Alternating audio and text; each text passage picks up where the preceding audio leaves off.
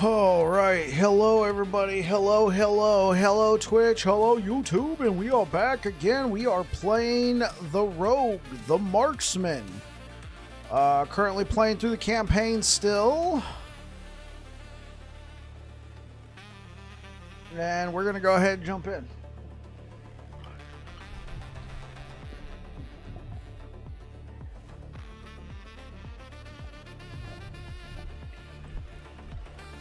Oh.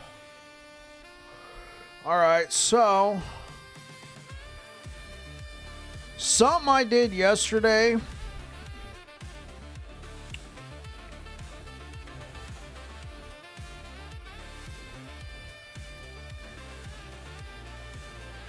Yeah.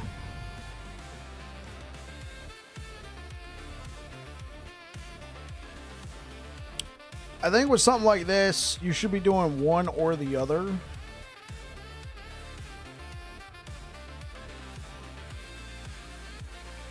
Hit damage, that's okay. So I started off with bleed, then I came over, I respect, and I came over here to Shadow Dagger. And I think that's good. But now I'm also doing bleed while maintaining Shadow Dagger. I don't necessarily think that is the best.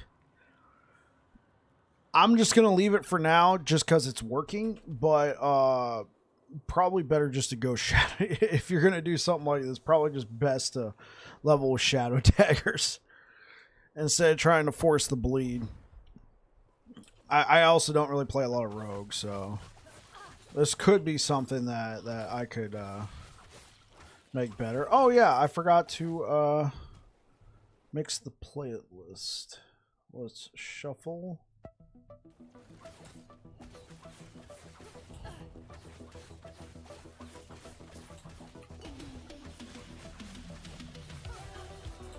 Oh man.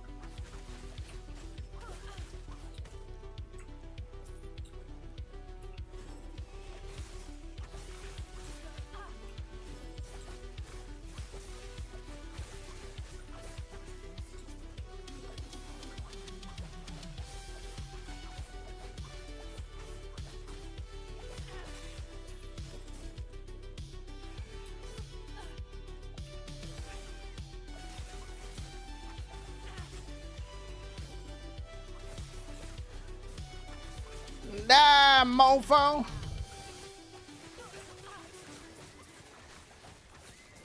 Got him. Heading towards the next one.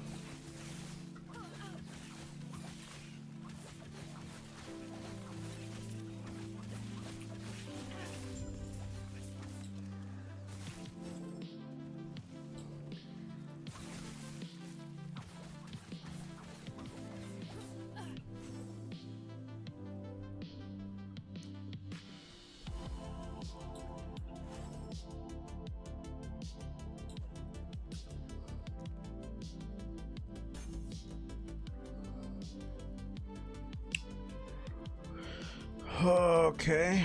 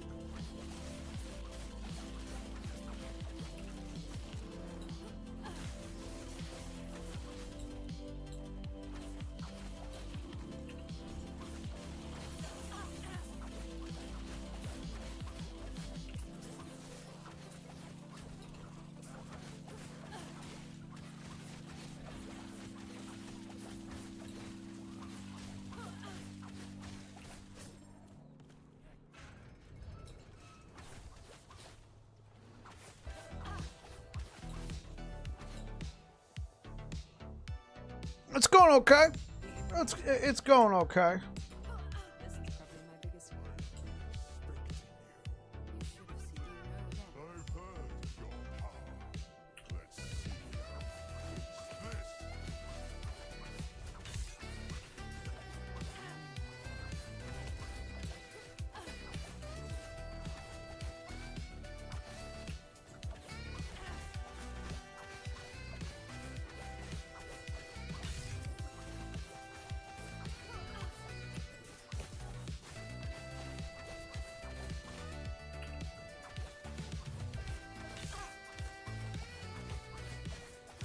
Hey, what up, bro?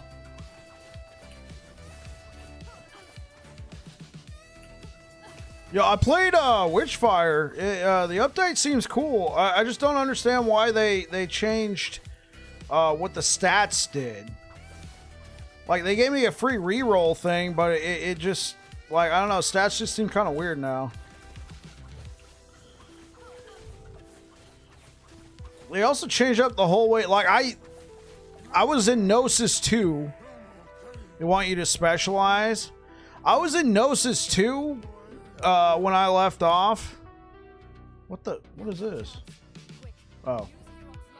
I was in Gnosis 2 when I left off, so I was able to make third, Mystic Arcanium type stuff, and now I need to be a higher Mystic Arcanium. I guess they changed that as well.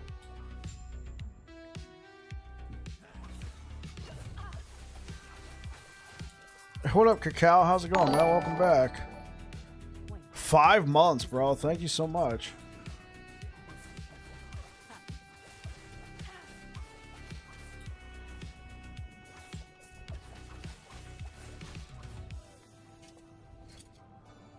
I mean, what am I wielding currently? I hate these things because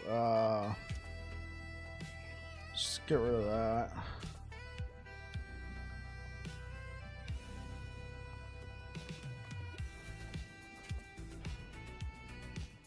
I mean, this was poison resistance, so maybe I should keep it. Chaos this and oh, I can't even forge on it. Yeah, never mind. Sorry, it's been a bit. Had a lot going on. Hey, man, no problem. Thank you for being. Thank you for all your support, though. Absolutely, man. I understand. Thank you for being here tonight. Hopefully, everything's going all right and that you got it taken care of now. If not, man, I'll keep rocking it. I'll keep rocking it. You take care of yourself and the family, man.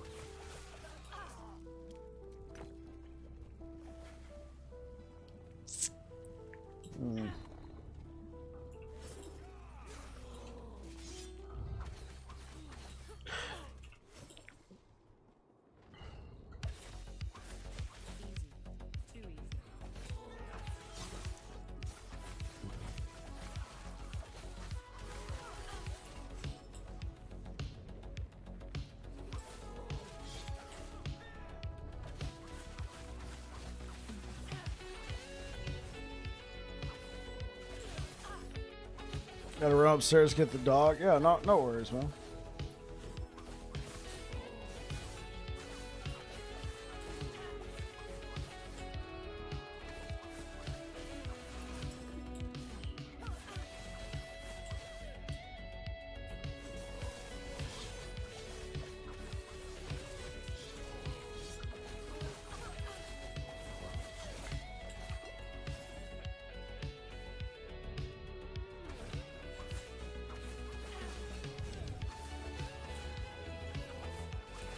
Anyways, they wanted the stats to mean more, focus more in on one stat.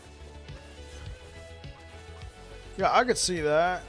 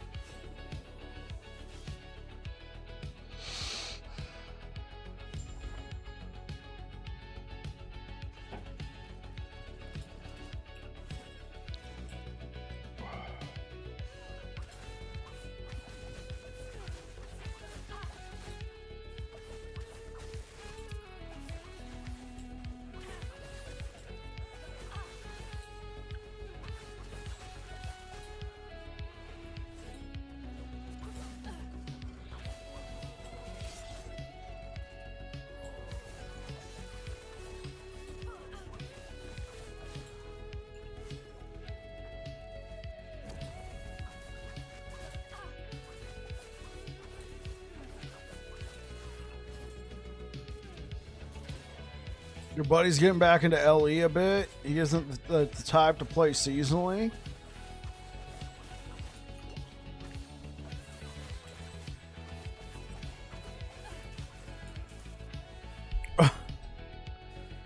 I mean, yeah, season 3 is right around the corner. You might as well chill for a little bit.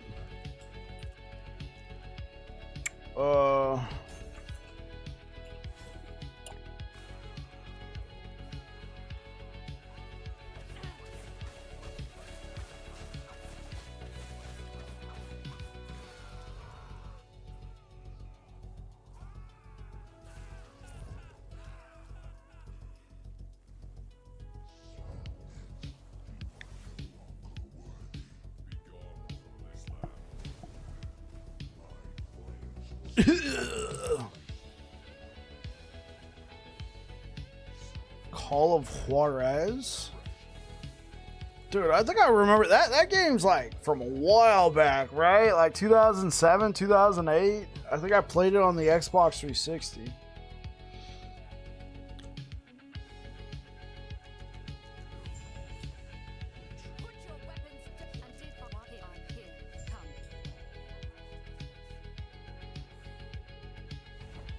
Not Gunslinger?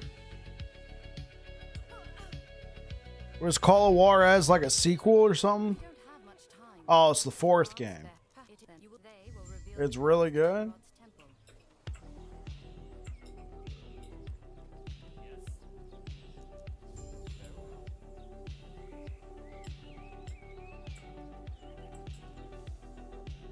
I mean, I could claim the game and then it would sit in my library and nothing would happen.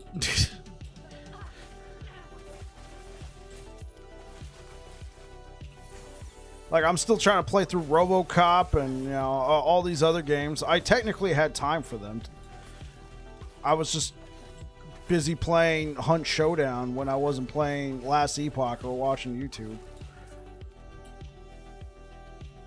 It's weirdly difficult to give away games.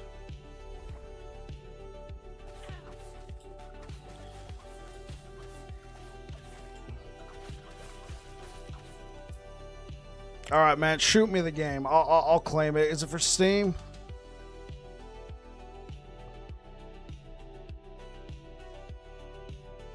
Okay, cool.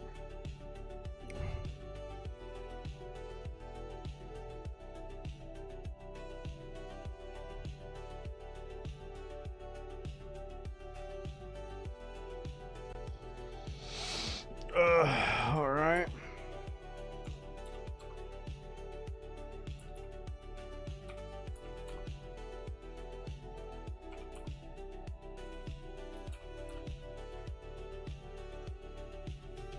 It's done. Thank you. Thank you very much, sir.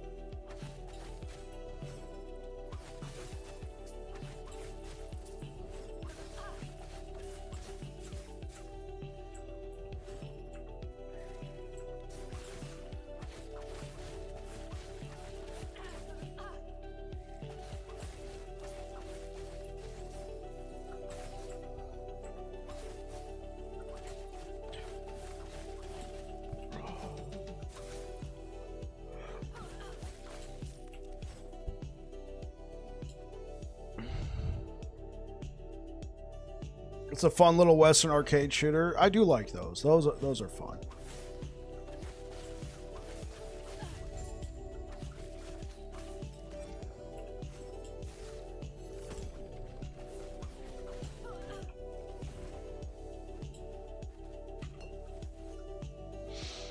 Okay. So we're going to go back to town. And now we're going to start running the other way.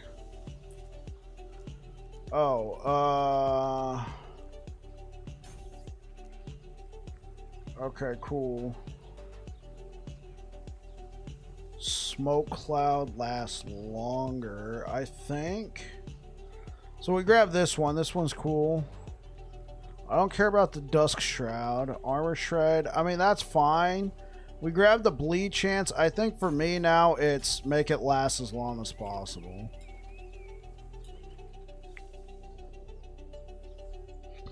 I got to go back to work tomorrow. I think it'll be good for me. Work 2 days, and then, you know, I get all warm back up. I get the weekend, and then it's back to a full week of work. I think that's good. Instead of just, you know, being on vacation this entire time, and then you got to go back for a full 5-day work week, I only go back for 2.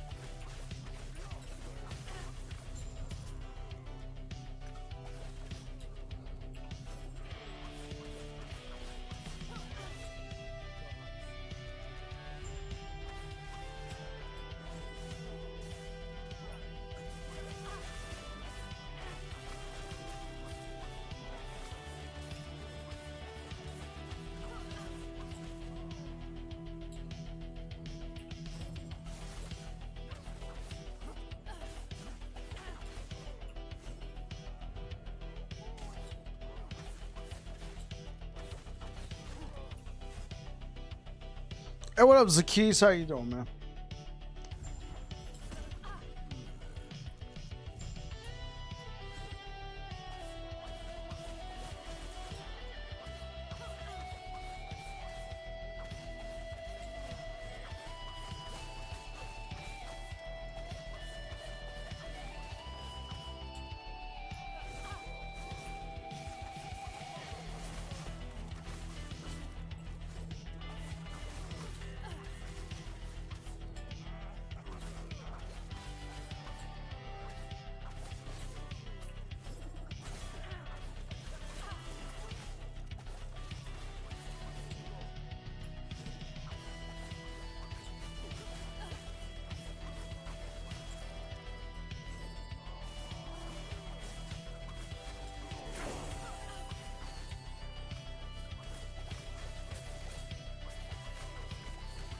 I just realized I probably got a ton of points. Yep. All right.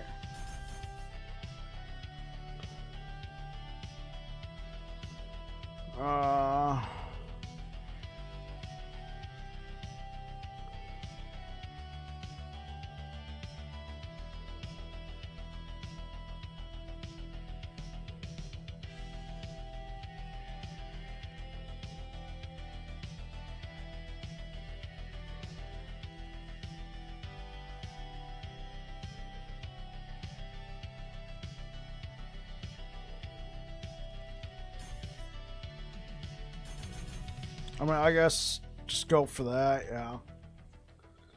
All 10 points are probably beneficial. We'll probably take this point out. Mana regen.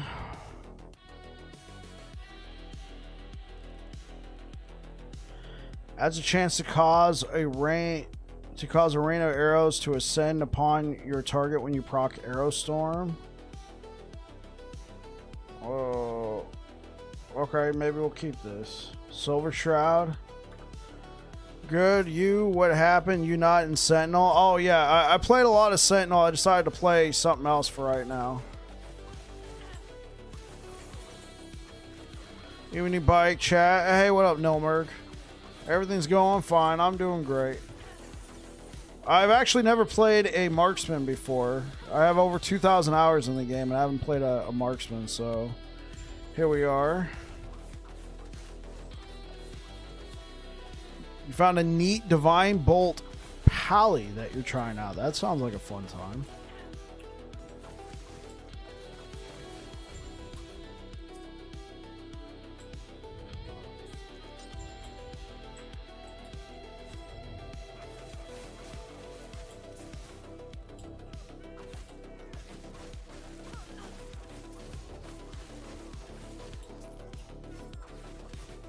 Hey, what up, Secret Squirrel? Icicle Heartseeker should be a good goal to aim for, buddy.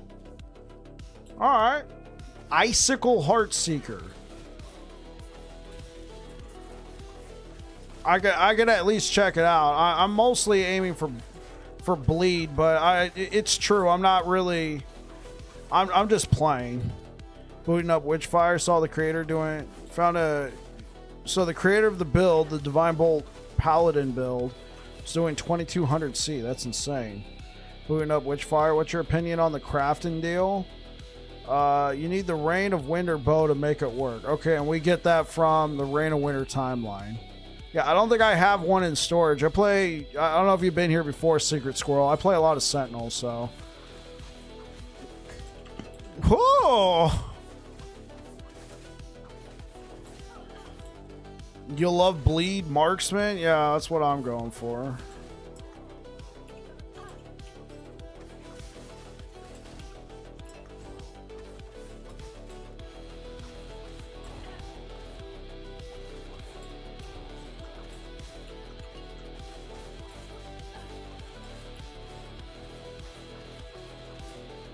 Dude, like, his health ain't moving. Do I gotta, like, kill her first? It's been... No, they don't have the buff.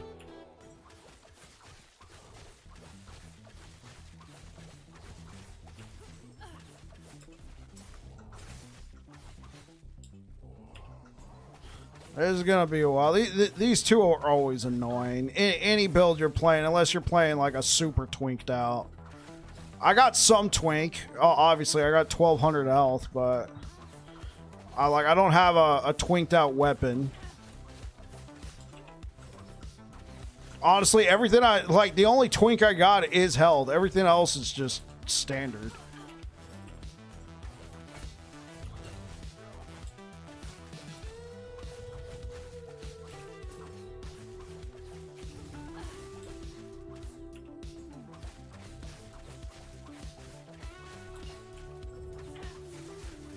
We've gotten 3 characters, 1 Judgment Paladin, 1 Rogue Heartseeker Icicle build, and currently leveling a Frost Strike build.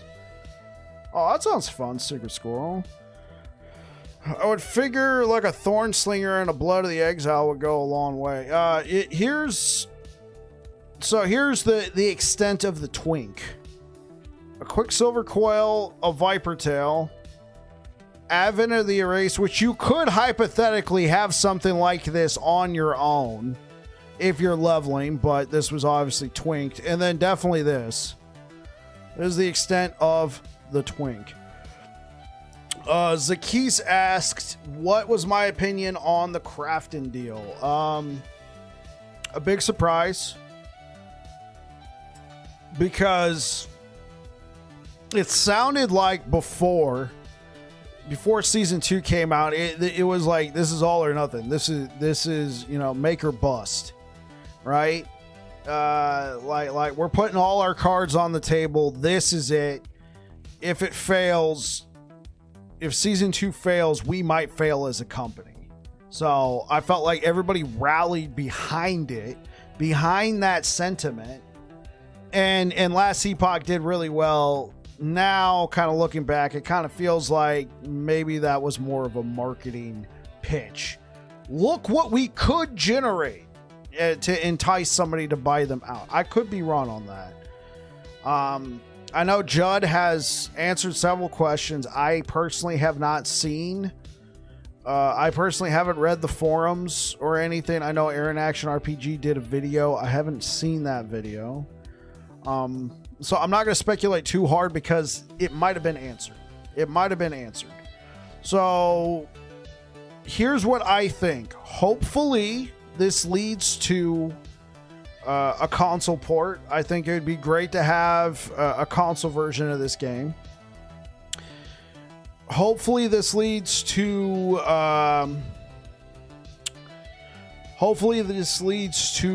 better cosmetics, better quality control, right? One big issue that we potentially saw when they released the CT server team is like, who's going to be quality controlling this game? Hopefully they can now afford at least some of a staff. I think they need the money to keep up in the live service industry. I do agree, bro. Like I think they need the money.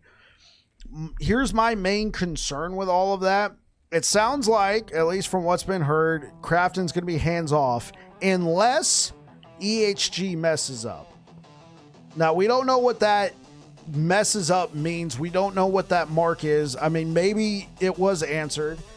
I just kind of hate the idea of EHG now is kind of on that little hamster wheel, and they got to keep it rolling to make sure all Crafton is just a financial backer.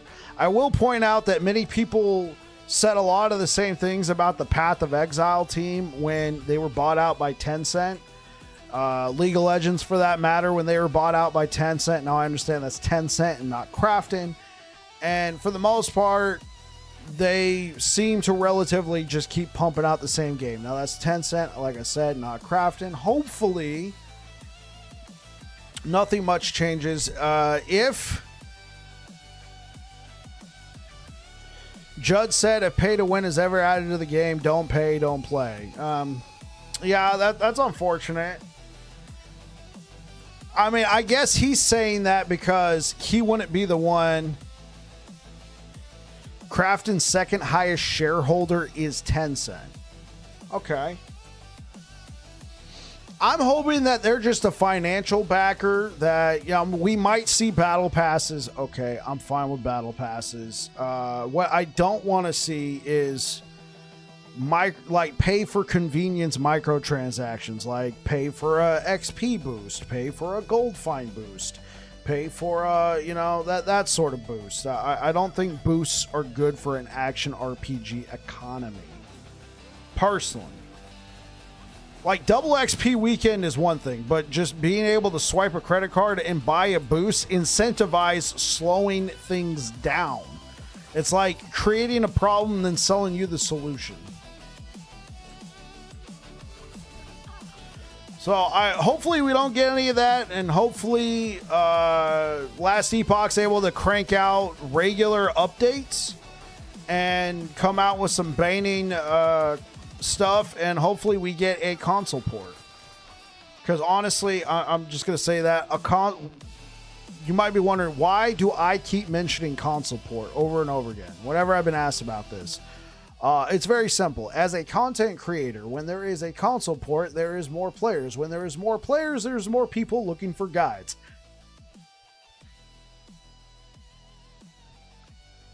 This guy. Okay, so, I mean, that could really benefit me. So, hopefully that happens.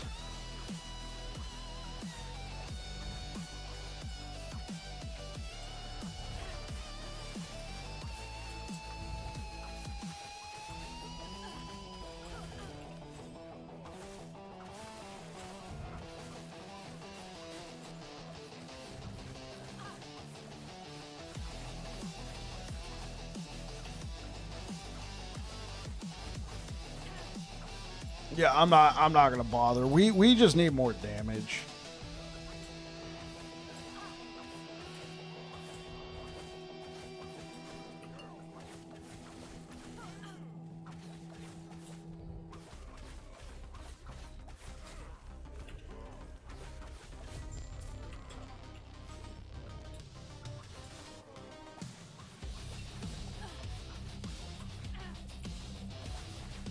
Oh, do we do it? Okay, I'm out.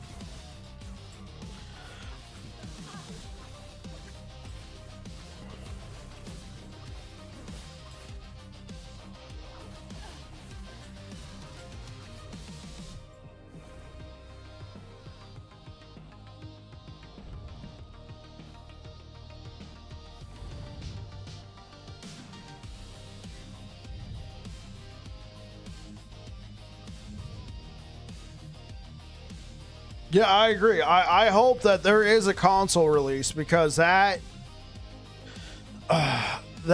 just going to be very good for the game, and I hopefully it has crossplay and cross progression, and yeah, just a lot of high hopes there.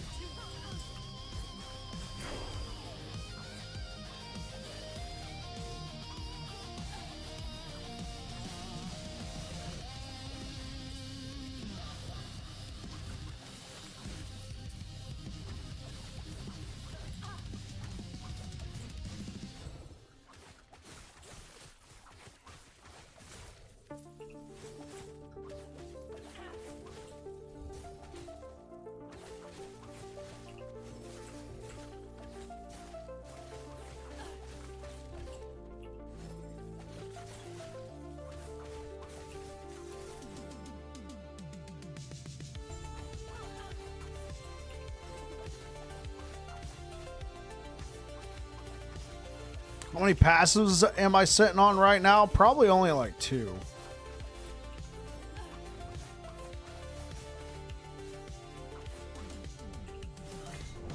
Oh, wow. What the frick?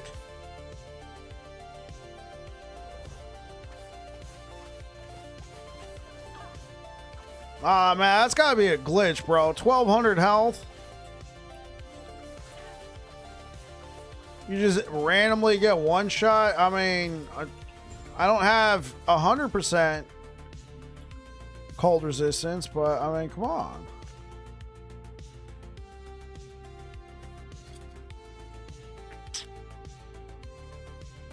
Oh, here we go. Oh, great. Oh, this is the most annoying part of leveling up.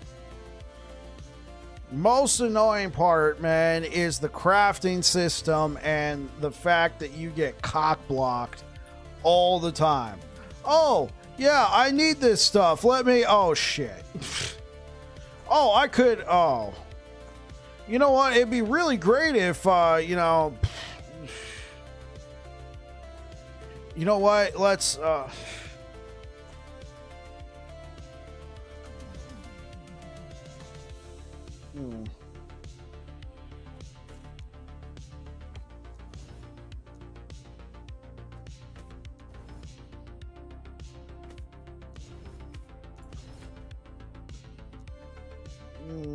There we go.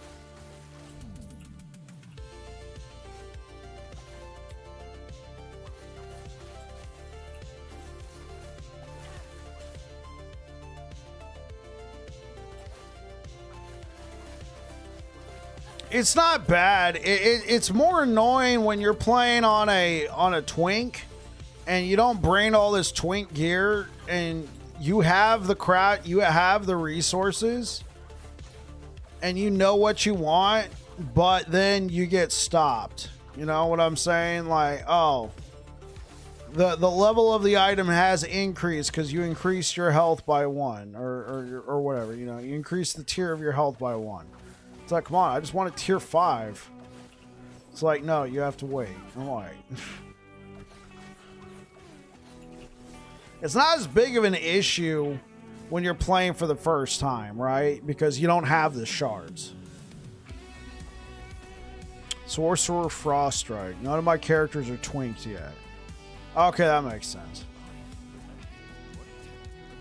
So Secret Squirrel, are you playing in like solo account found?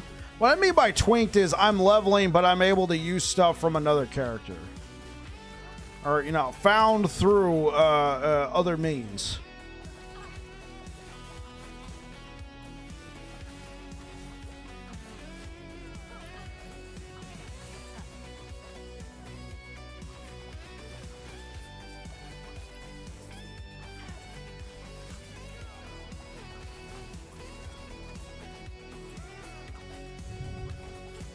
Usually play solo online. That makes sense.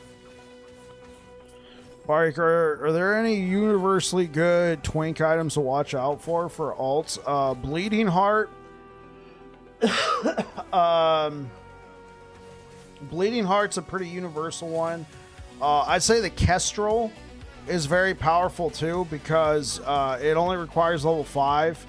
Any class can use it, so you can slam this with like essentially anything. You know, any class you're playing, or even if you have like low stuff, you could slam into here very good. Yeah,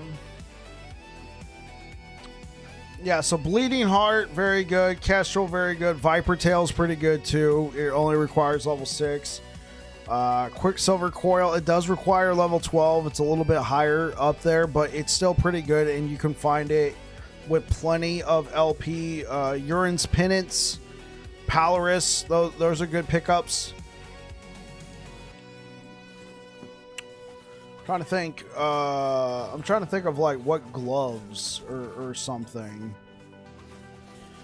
You could probably use something like Boulder Fist. Well, probably not Boulder Fist, but like Poison Keepers, or the Riverbend Grasp is honestly pretty good too. But yeah, when you ask me about Twink, excuse me by the way, when I think Twink, I think something like a Bleeding Heart. You know, kind of a good item already. Your Ace Gloves are pretty good. Yeah, I could be using those.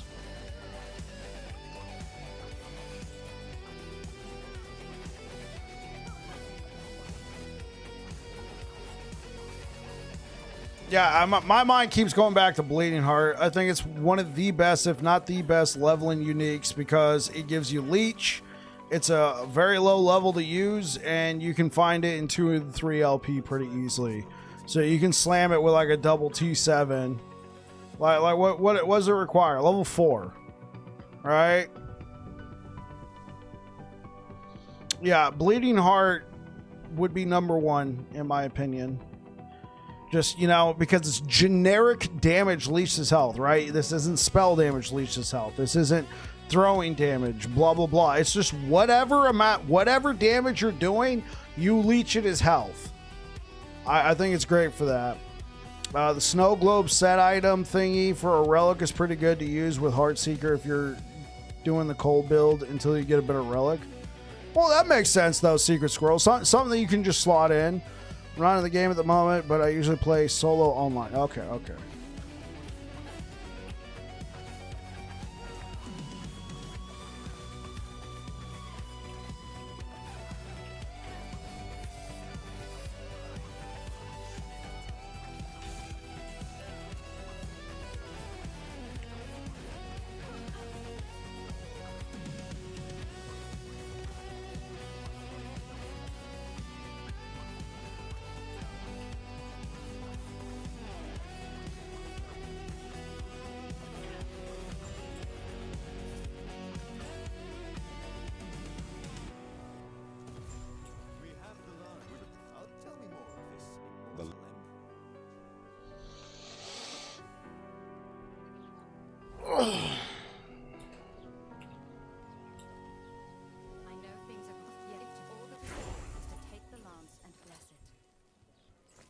All right. Do I have all the points as well? Yes, I do. I have all the points as well.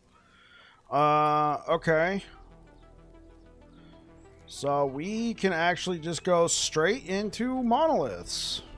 I mean, we always could have gone straight into monoliths after picking our mastery, but I always like to get all those idle slots. Let's just leave all this behind. I'm probably going to find some good stuff in there. Okay.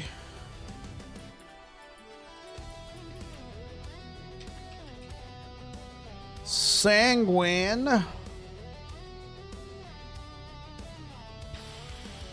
Okay, I have a 3 LP.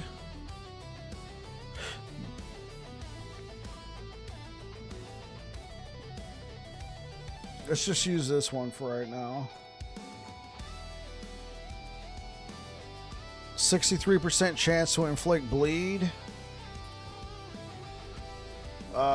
We can get Hail of Arrows. I'll probably pick that up as my... Oh, I kind of wanted to try out Heartseeker.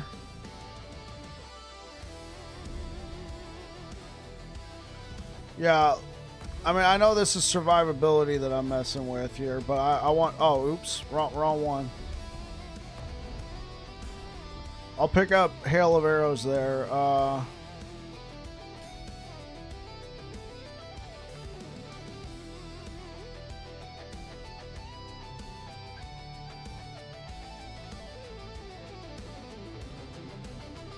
Can we do bleed with this?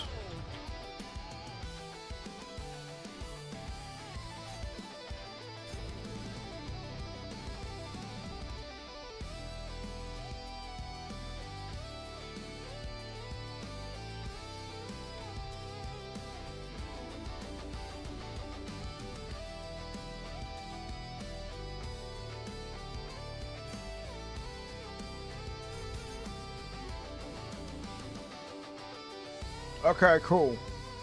So what I'm probably going to do is put that right there.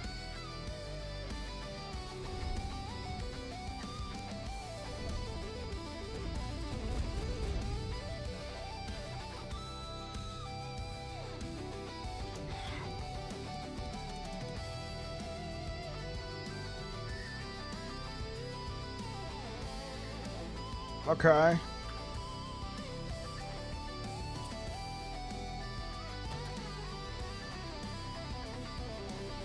The fact that Bleeding Heart leeches dot damage is super valuable. Indeed. That's why I chose it. Okay, so what I really need right now,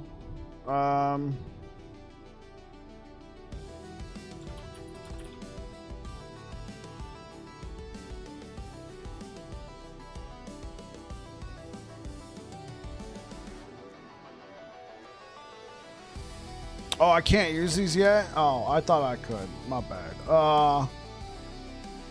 Okay, I guess I got a good pair of Blood of the Exile on somebody else. Alright. Oh, this will probably be pretty good ring to use later on. Okay, so let's go to the idols.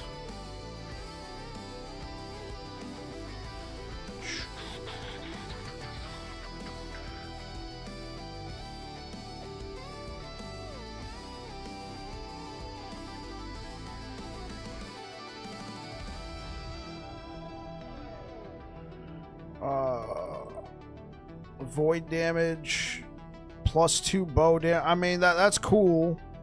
Like, don't get me wrong, this is actually kind of a good pickup, but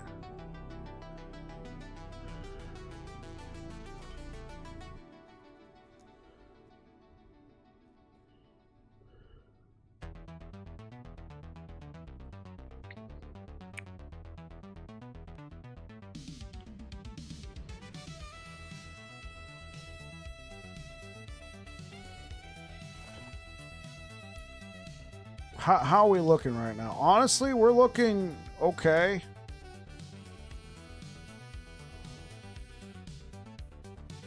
We don't need physical resistance. So we need 4 singles. Let's get like some lightning resistance. Cold.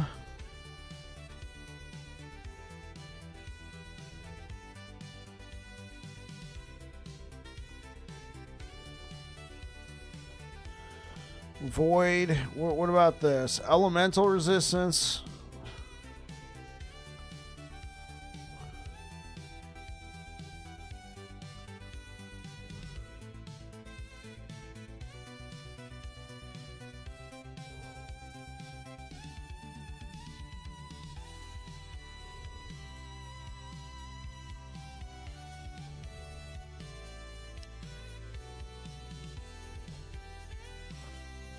How are we looking? We're looking not great. Okay, cool.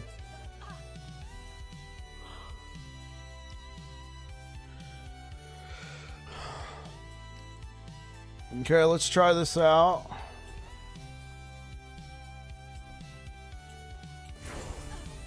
Holy, what in the world? Thanks. Thanks.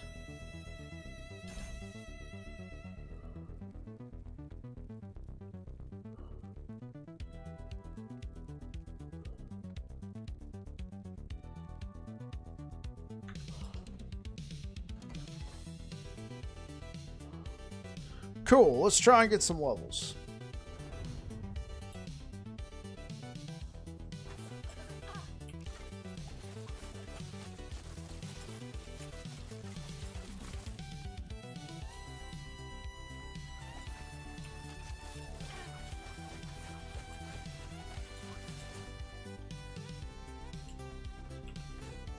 Anyone still playing casually? Hey, what's up? I'm pretty much playing casually. I mean, I always try to push it to like 500 corruption with most builds, but I don't normally play rogue. Right now, we're just playing for fun.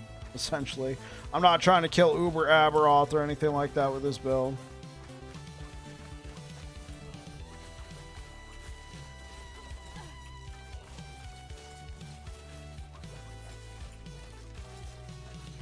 Okay, so we should try and increase this recurve chance.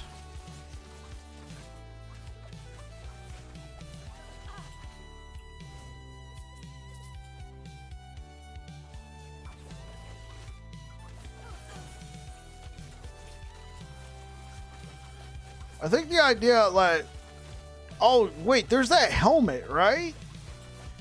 That might actually suit what I'm trying to do.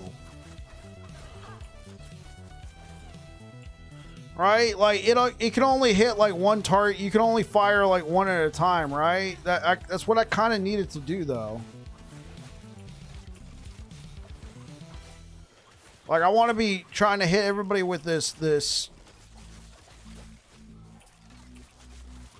puncture, but have like a little something going on in this off to the side. Or maybe I should just stick with Heartstaker.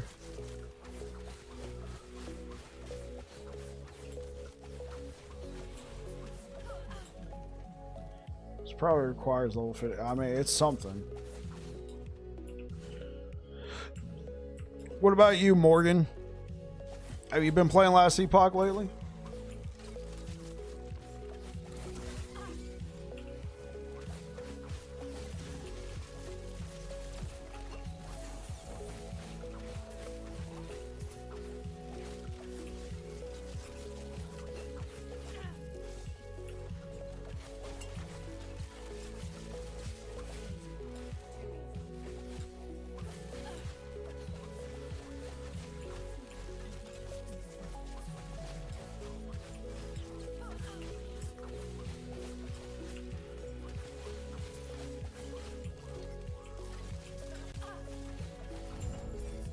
There we go.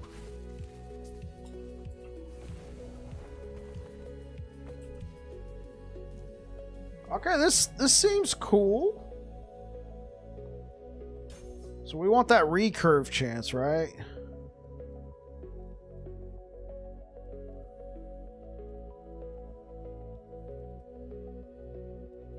I mean, this sounds good right there. Okay, there's that helmet, right? Heartseeker. Right, there's this helmet. Oh, that's not good.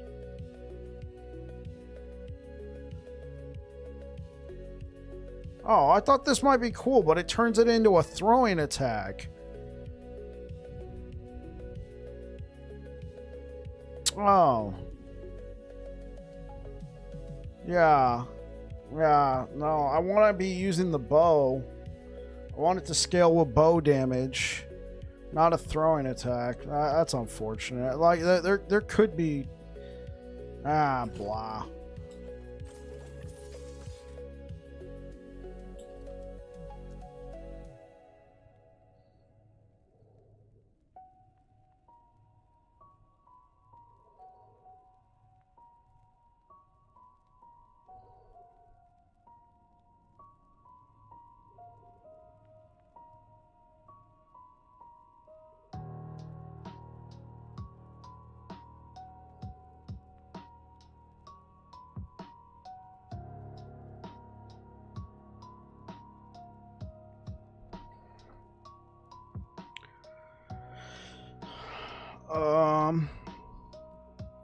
I mean, dodge or any this could probably be a good pickup. Thief's Quiver could probably also end up being a good pickup. That way we can use a different amulet.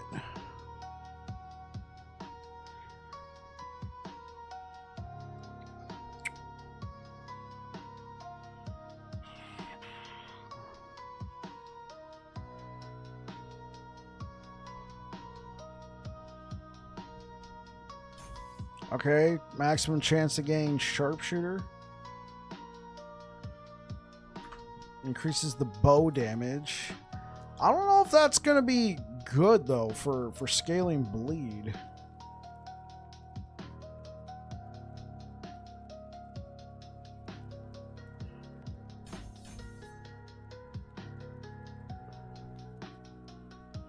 Grab these points as well.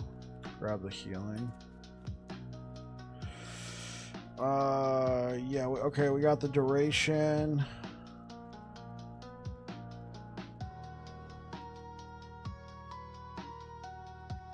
Use this to apply frailty.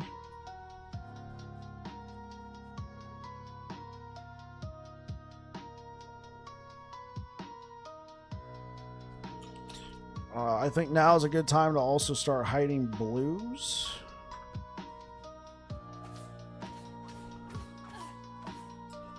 All right, let's keep it going.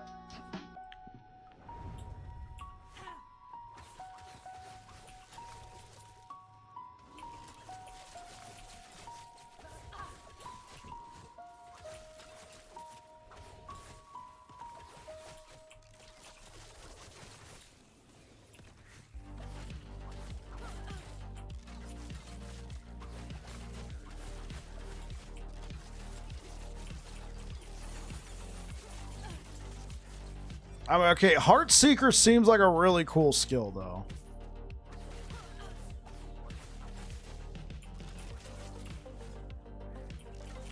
You all get a Heartseeker. Have fun. Okay.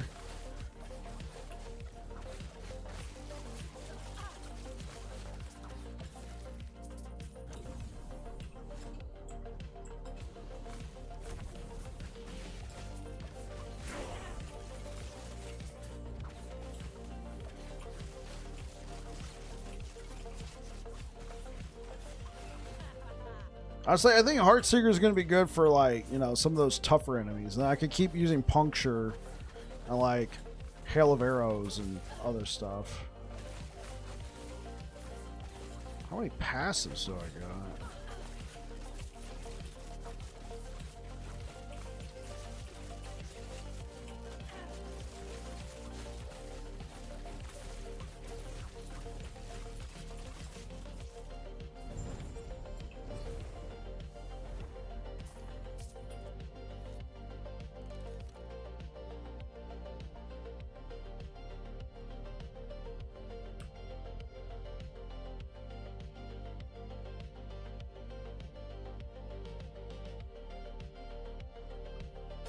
Okay, let's see if that's good. Health Leech.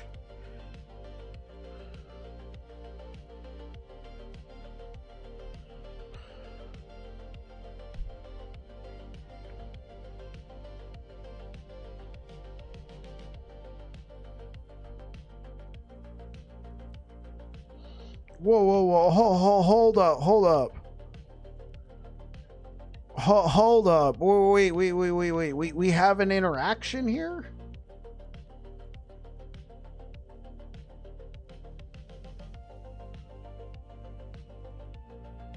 It's now on cool. Oh, this is kind of what I needed, though. All right, I'm gonna have to explore what this does with the straight through. Like, if we can turn it into a, yeah, like, look at this. We can turn it into a whatever. Press this button.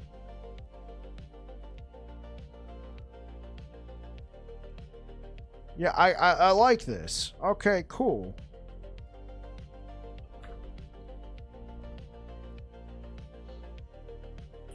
Back towards the puncture symbol. Yeah, I was thinking the same thing. Oh, whoa. Can I use this right now?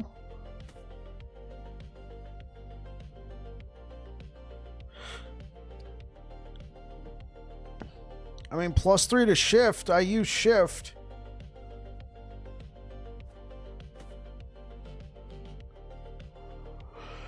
I guess that's a good point. We should probably start looking for affixes. What are we gonna need on this build? Let's take a look at the rogue affixes. Increase Hail of Arrows duration. I don't know if that's good. Let me take a look at what Dread did. Hold up.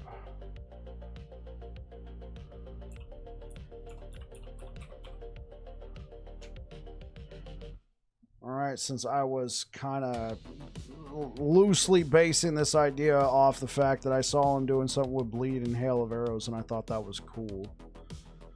Let me just reference his guide real quick.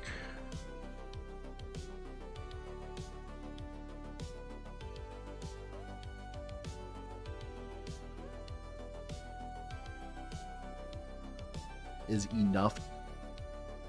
All right, let me copy that. Let me go over into Streamlabs.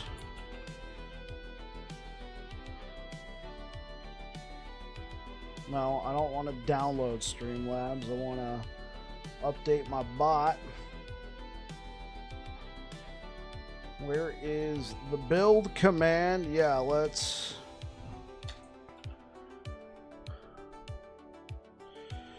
Cool.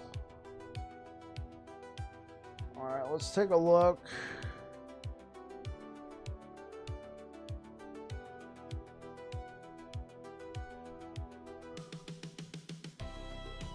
Okay.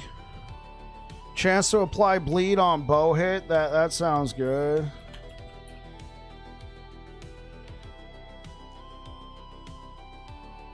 Is there any...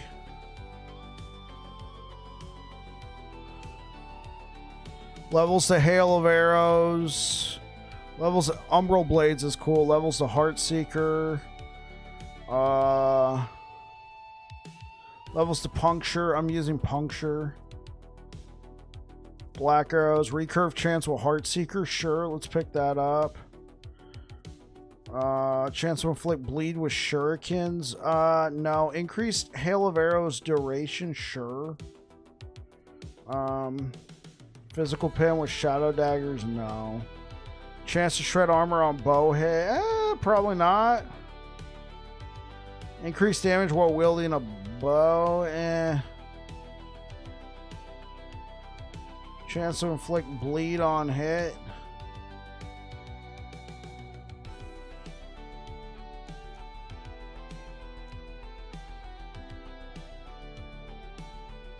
Probably critical strike multiplier because I'm going to want to use Salt the Wounds. Let's look for dexterity. Yeah, let's just look for all the ailments. Recolor. Make this one red. Emphasis. Advanced options. More equal to tier 7. Cool. Duplicate this rule. And what we're going to do, turn that off.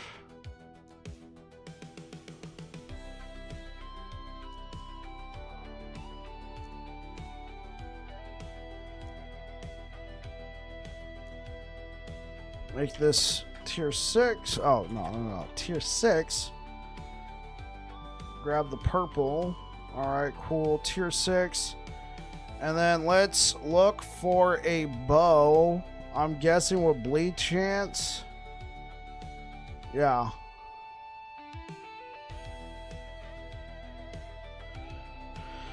A bow, any kind of bow with... Oh, I guess it doesn't matter. Add affix.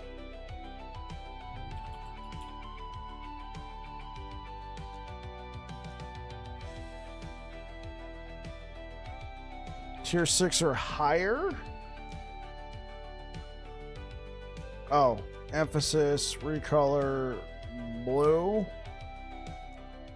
Now let's duplicate this to damage type.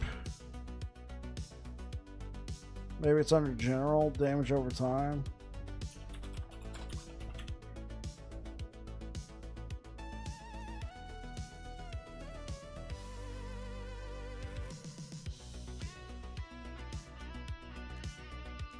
Cool. So we got one with damage over time and then one with bleed. What about on our... Yeah.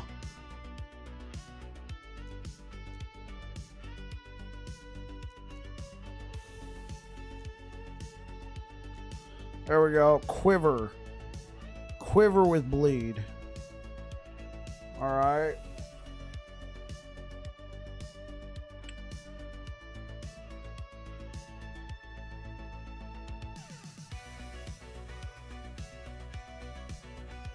Thank you for the likes over on YouTube, guys. Basically means your arrows proc puncture and go all over the place and basically seek out targets is a good thing to spec into. Oh yeah, that sounds sick. I'm not gonna lie. Like I'll probably eventually drop this right here. If we can like wait, hold up. I'll have to try this a couple different times. Maybe I'll just leave this like this. And then we can path over here. Do you think you can do this build with daggers or swords? Or axes? Possibly, Jonathan. I've never played this build before, so I can't speak with any authority on it. But you can use puncture in melee. You can use either a bow or puncture, but I'm pretty sure hail of arrows requires a bow. Is there a melee conversion? It doesn't look like it. So, hail of arrows requires a bow. What about Heartseeker? Heartseeker requires a bow.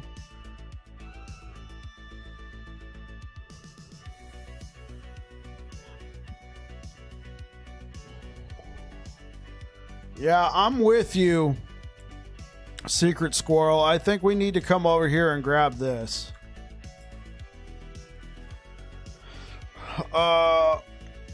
What am I working towards now?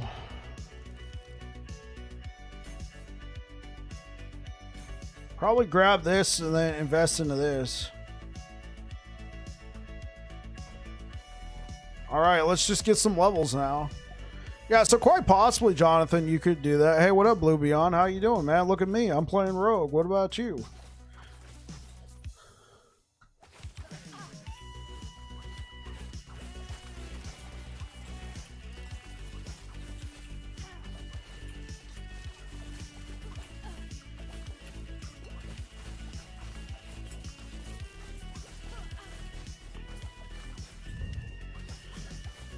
Well, Jonathan, you might get your wish now that they've been bought by Crafton and they have more money and they'll have presumably more staff. They might be able to have more substantive updates every 4 months. It might happen.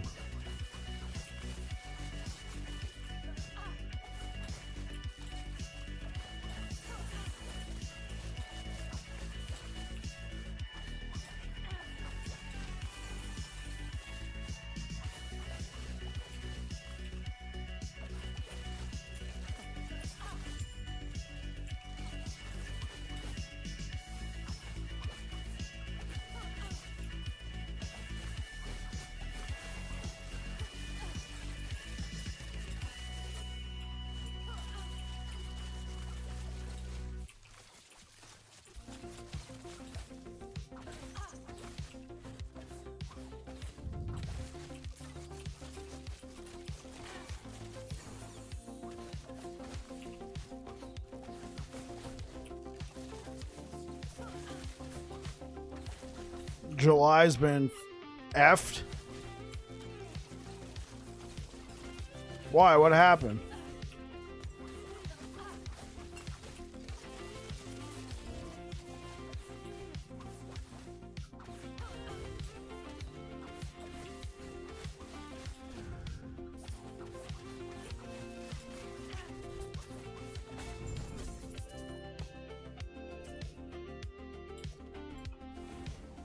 Yeah, what happened, Blue Beyond? Their Warrior Barb, it's been on the works for ages now and nothing, and they reworked 2 subclasses from Warlock. It makes no sense.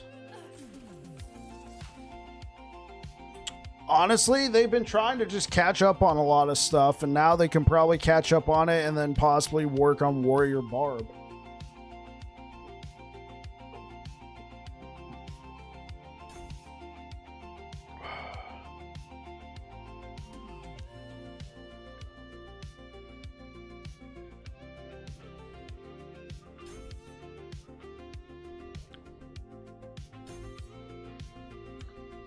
They have no plans to drop a new class until everything has its skills. That's what I'm thinking, bro. Every week has been an 80-hour week, worked every weekend too. Man, that sounds insane. Like, are you like a salaried employee or something? Like, what's up with that?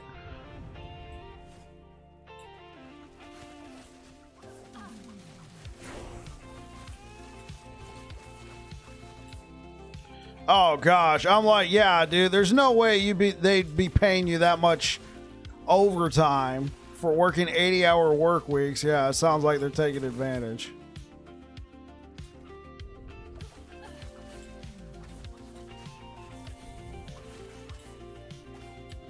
Any new class expectations is personally in a person's own head. Okay, so bro, have they ever talked about working on a warrior / barbarian, or is that just a hope and a dream?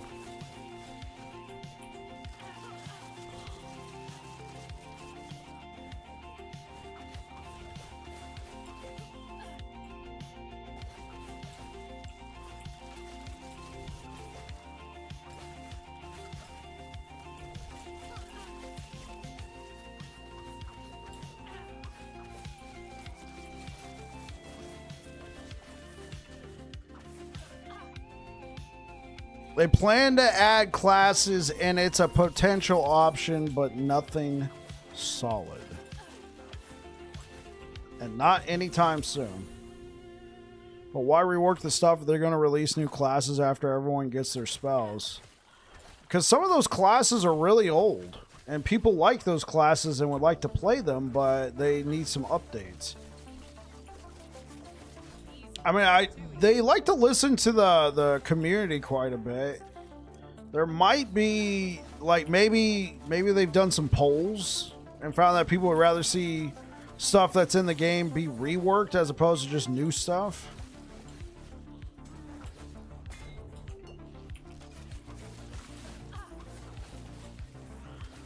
Because every time they add a new class, i.e. look at Warlock and Falconer, those classes were so far ahead it created an insane amount of power creep. The old classes couldn't keep up, but they had to make the game difficult for the new classes. Well, not difficult, but like they couldn't just, you know, be like, well, this class just isn't good enough because it's not as good as Warlock and Falconer. So let's you know, rightfully nerf down some of those classes, but also buff the older classes first before just piling on new stuff.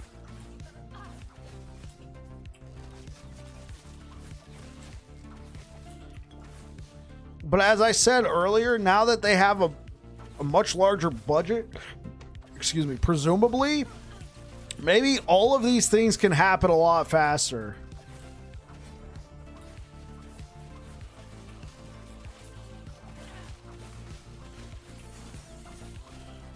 Or do like PoE 2 and add a new one and rework an old one. That's not necessarily a bad idea. I think before the main issue was budget. They were a small indie studio that was relying pretty much on selling copies of the game, and they didn't have enough money to keep paying people to keep updating the game. Because they don't charge people for classes and stuff. They just charge people for cosmetics. If people aren't buying cosmetics, then, you know, people aren't... they're not making anything. Oh, no. I messed up here.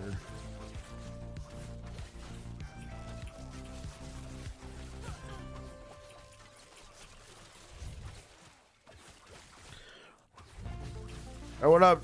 Oh, I got 2 Jonathans in the chat now. Wait, what's good, Walsh? I'm gonna have to start calling you guys by your last name. Thought they were bought by a Chinese company before like season 1. No, they weren't outright bought by a Chinese company before season 1. They received funding from Tencent, but it was like to the tune of like 20% of the company's value. So they were still a solo indie company back then. Whatever 20% of the company's value was back then, that's how much they got. Are we talking about Crafton? No, we're talking about why EHG hasn't been releasing new specs and just been reworking the old subclasses. And I'm saying that now that they have been bought by Crafton, they might be able to actually be putting out new classes and stuff. Yeah, it was just an injection. They weren't fully bought, but now they have been. Nothing wrong with reworking, to be honest. And in my opinion, I think you're absolutely correct. But Mr. Thomas over here, not exactly lamenting, but is wishing for something new. And I guess we're wondering on timetables at that point. Crafton's reputation for gutting and destroying studios. So what studios have they gutted?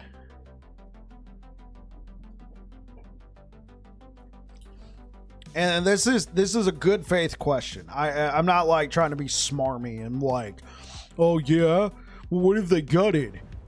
Psych! Here's my... I truly don't know. I truly don't know. I know that they bought PUBG, and PUBG's still around, though many would say it's not the same game that it was back in 2017. And then I know there's the Subnautica issue going on right now, from what I have read. You know, Tencent, yeah. I know with Crafton that there's this Subnautica 2 drama going on. From what I understand, there was like an incentive proposed to the Subnautica team if they could actually get Subnautica 2 out by a certain amount of time with a certain amount of content into early access, they would get a bonus. They claim to have done that, and then Crafton just said no and ousted the leaders.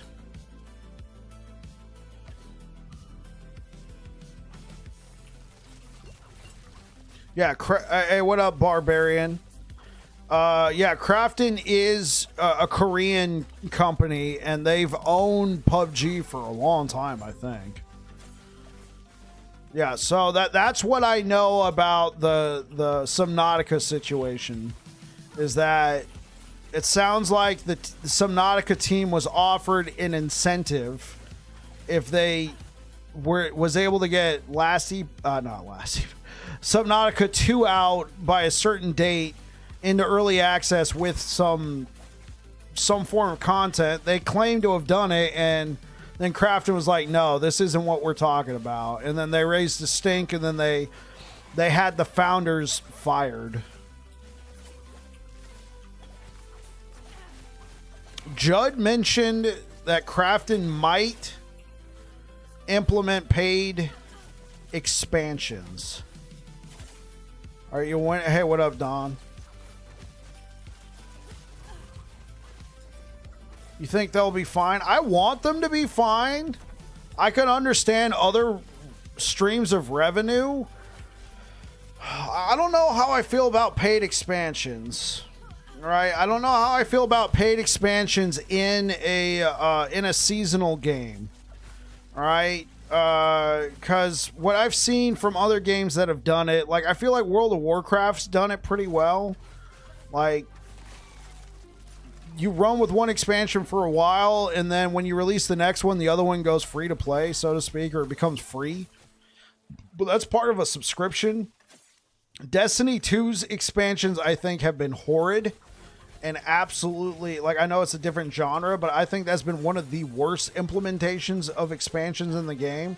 The fact that you've removed content from these expansions, yet you still sell them at a drastically cheaper price. But, I mean, at that point, they should have just been made free. Diablo 4, it's really weird. You sell an expansion, but you still have a season attached to it.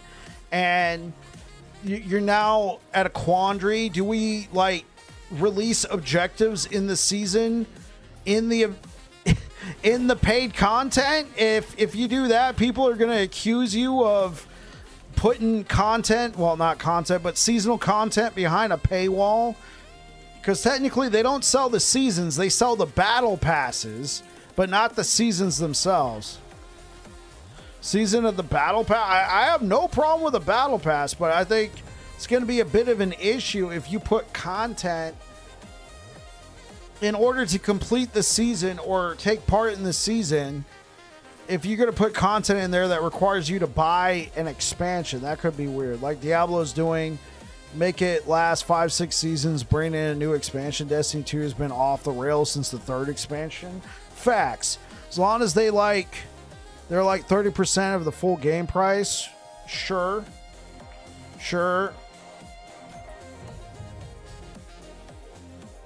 Blizzard's been off the rails for some time. How much is in the expansion? I would pay $1 for a new character slot.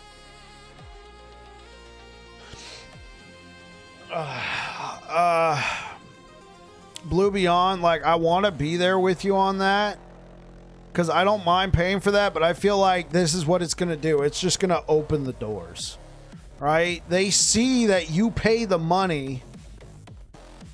They see that you pay the money for a character slot. What else are they going to introduce? Honestly, the cosmetic store model is huge. GGG has shown the viability of that model for over a decade now and don't charge for seasons. Like $35 for an expansion is fine. I'd be fine with that. You'd have to hard pass on a battle pass if it's just cosmetics, but if it's content for the game, then I might be there with you, Don.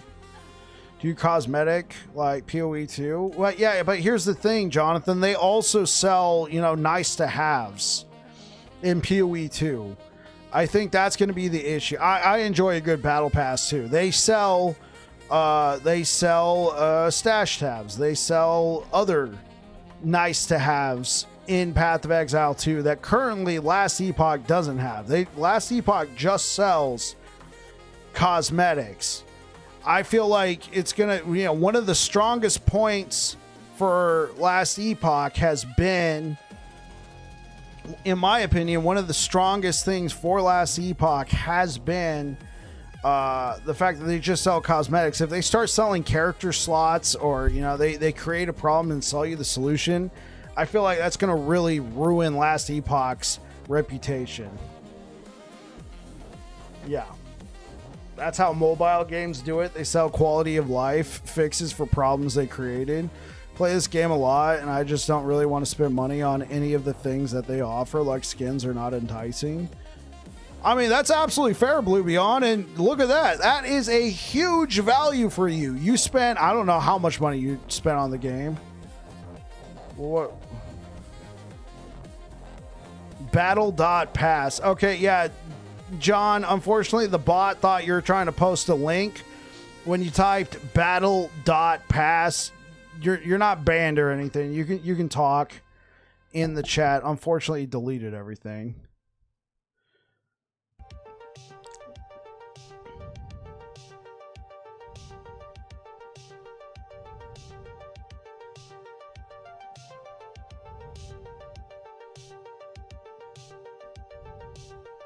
Can I restore this?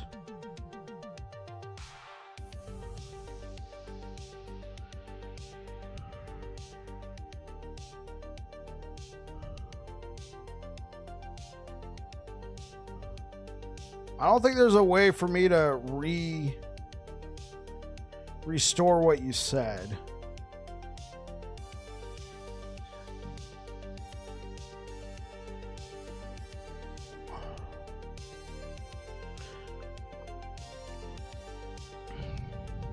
Realistically, the money you put in purchasing LE is the same you'd get in a good number of stash tabs in PoE and 2 because the basic tabs are shared between both games. It's fine. At that point, they're essentially the same model. I like a lot of the skill MTX. I have every supporter pack. Sadly, it was not enough to avoid a sellout. I mean, that was my thinking as well. They were kind of marketed as the scrappy upstart. We were all trying to get behind and help them. All right, I'm using that.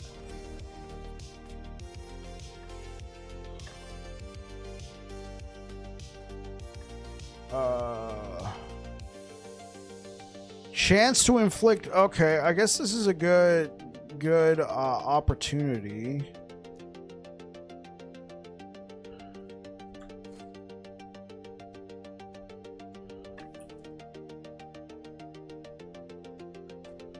I mean, I guess break it down.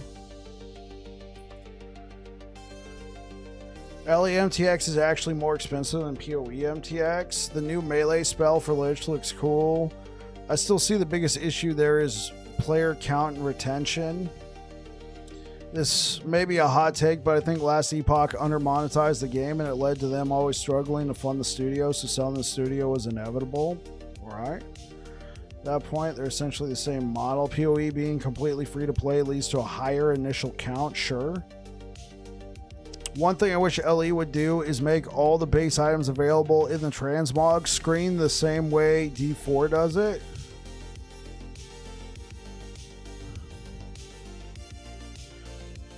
They're working on it. What? LE MTX more expensive? More expensive? It's like $500 for the biggest supporter pack.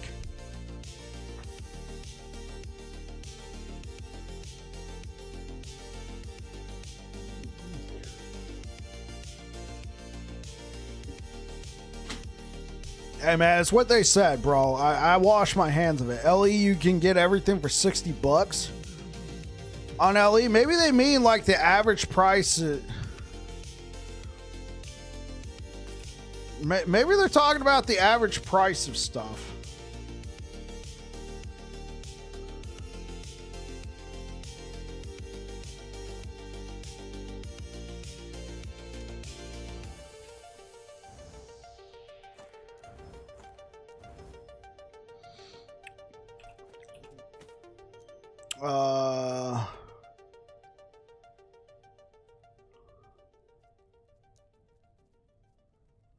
We could just go with dodge rating or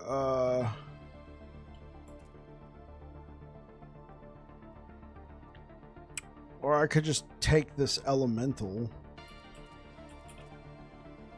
Let's just do elemental.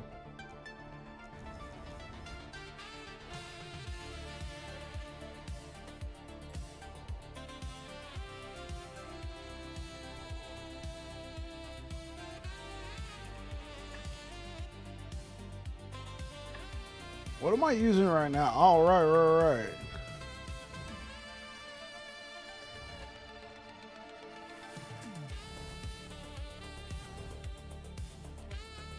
Okay, I mean, this looks good.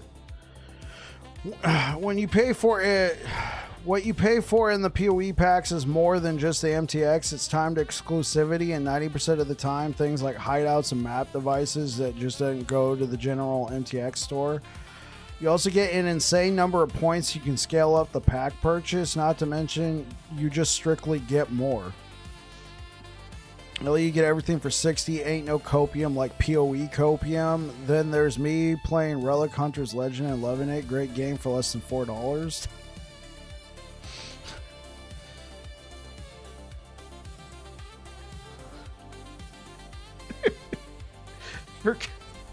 Freaking Dawn. Hey guys, I've been playing this game called Relic Hunters. You should check it out. PoE supporter packs are really more about donating money. No way their cosmetics are worth hundreds of dollars.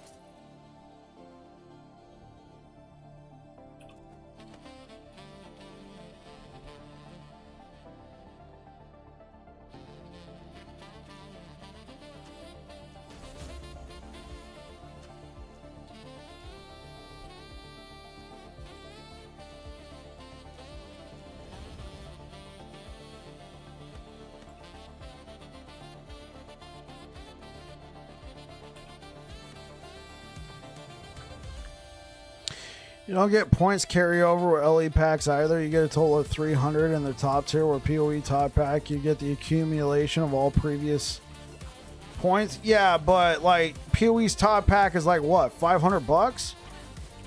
Last Epoch's top pack is like $60. Like, I understand, Walsh, you're explaining the differences, but I don't know. I mean, I don't know. I haven't purchased any of the PoE packs, so I can't really speak with any authority on it.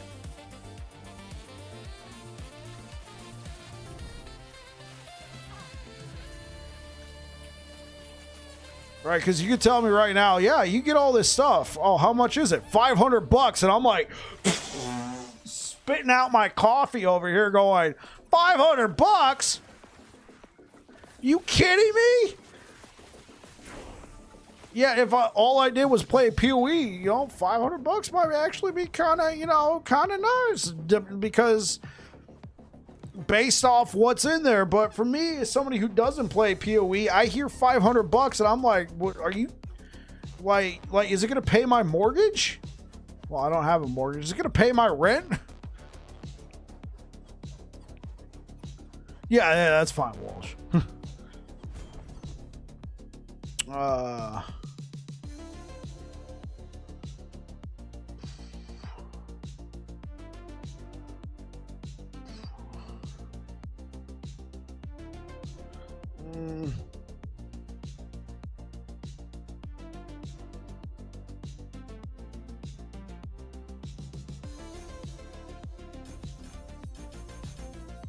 So we don't take any points? Oh.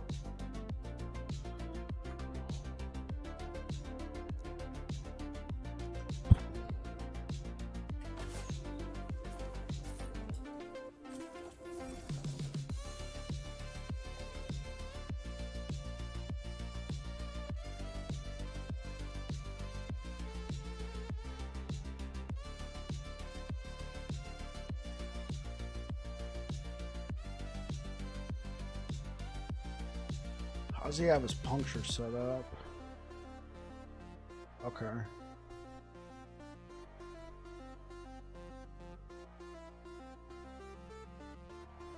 Really? Huh.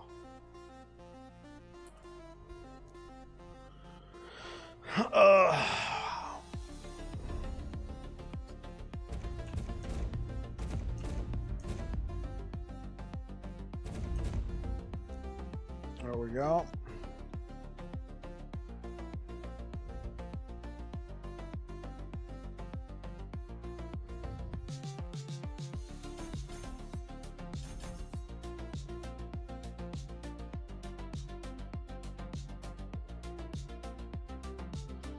Okay, that makes sense.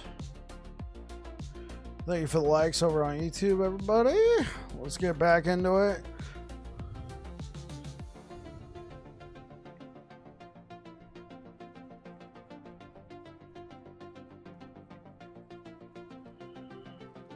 I never made it far enough into PoE to need more smash tabs. Can't buy a sword. Okay, bro. Bike, you thought about what build you plan on starting? I'm gonna do some Sentinel solo account found runs after this. Yeah, I'm gonna do some solo account found runs after this. This rogue, this marksman. And I'm leaning towards bleed hammers again. I had a really good time. I think it's pretty good. The main issue was the wall.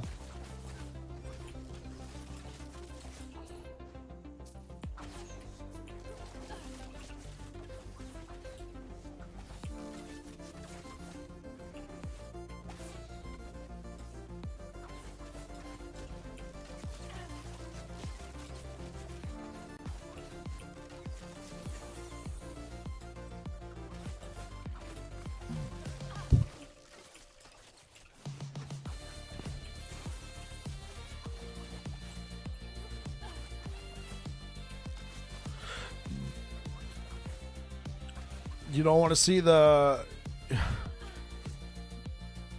game lacks basic quality of life. It's like buying a house with no plumbing. Well, are you winning yet? Hey, what up, Deej? Yeah, I'm winning. I'm winning, all right.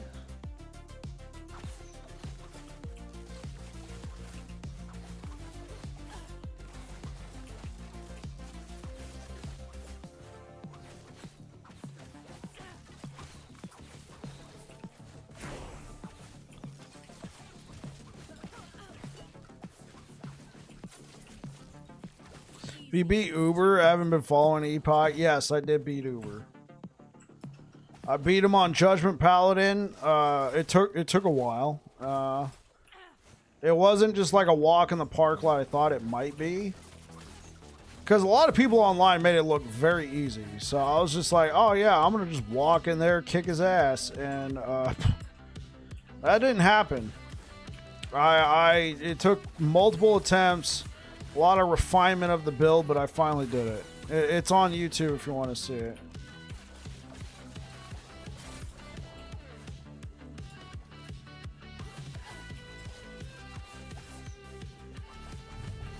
Well, I gotta run. Just wanted to hear your thoughts on the acquisition. Yeah, all good, Walsh. All good. Those people have the 3 green bars of integrity.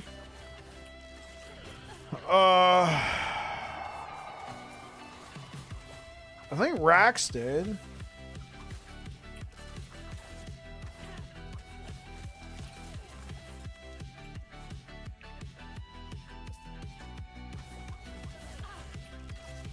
Yeah, I typically check for these, but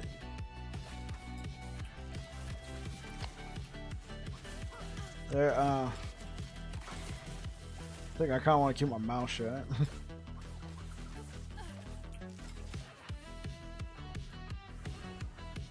Okay, I mean, I'll say it.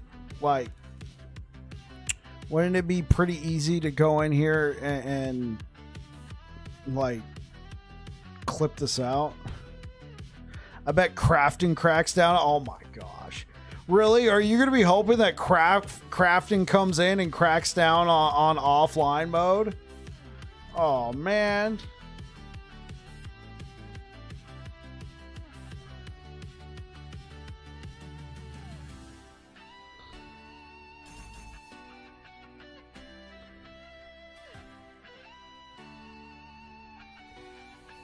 I know, I bet they will mess with offline modding. Okay. So is that something you're hoping they'll do, or something you expect to see?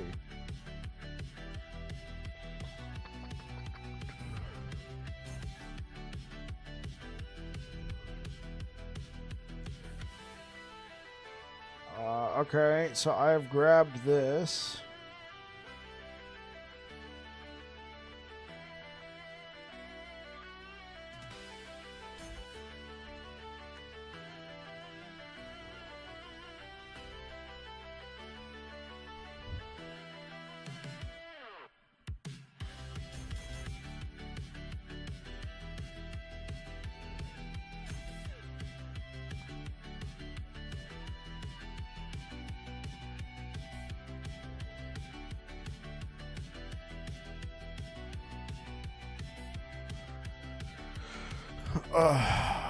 Offline is good. Modding isn't because it gets used in a bad way.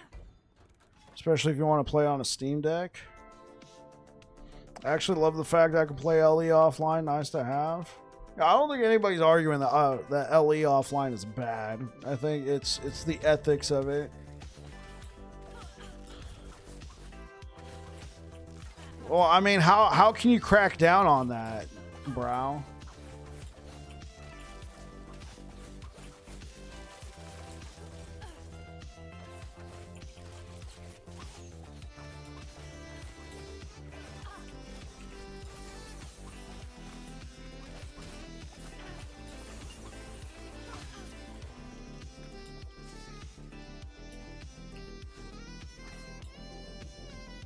What's a half?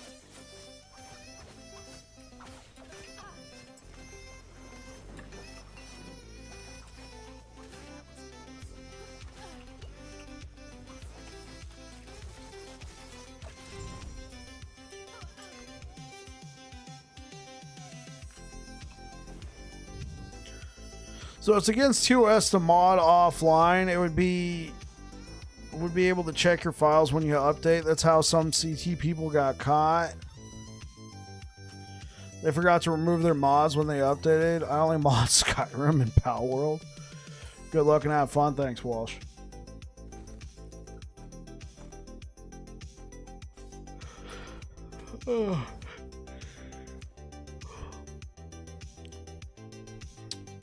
Oh yeah, this is probably a good pickup. We can add bleed to this. All right, yeah, there we go.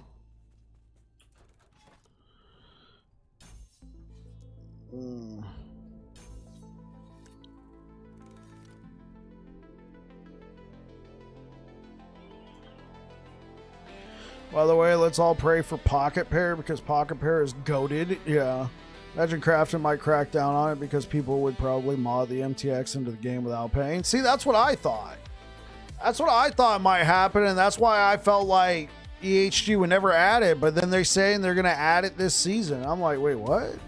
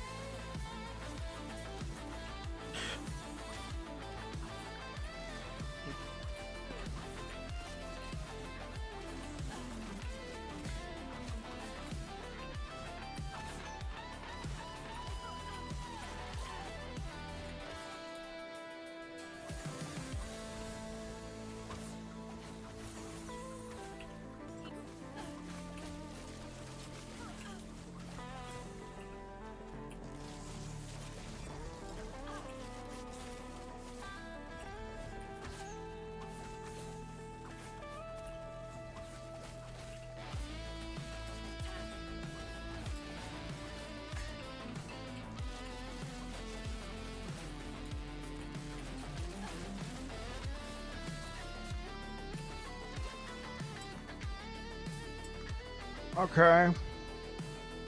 This is what we're going to do. We're going to take puncture off the bar.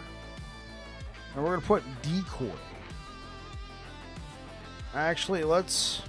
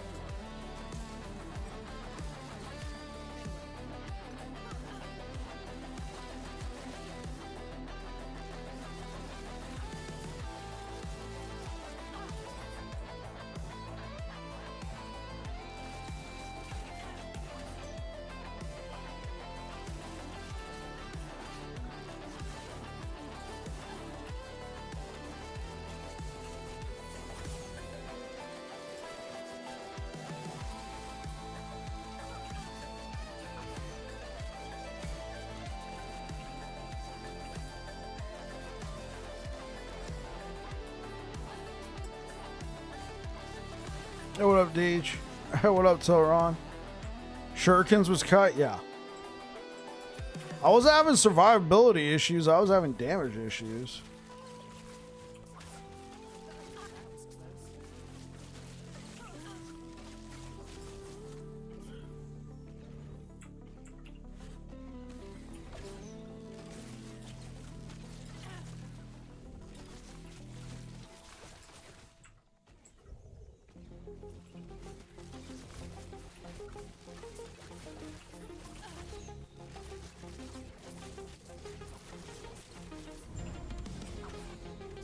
Okay, I think we got something here. So we're still using puncture. All right, but what we're trying to do now, we're trying to get all this, okay.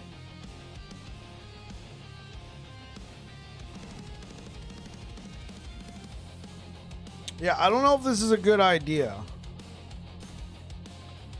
I think we're gonna want to try and get whenever Heartseeker recurves, it extends the duration of your most recent hail of arrows. So 0.21, so 4 points right here.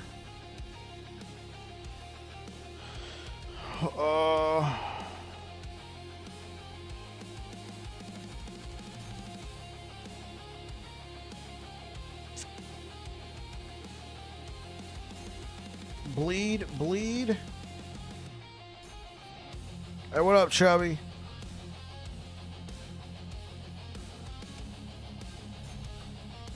All right. Oh, there we go. I like that. Okay, cool.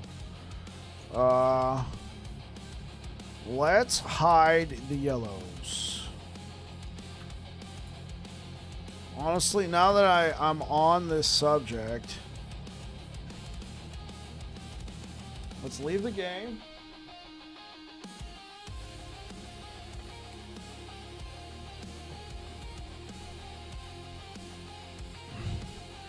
Make it rain arrows, yeah.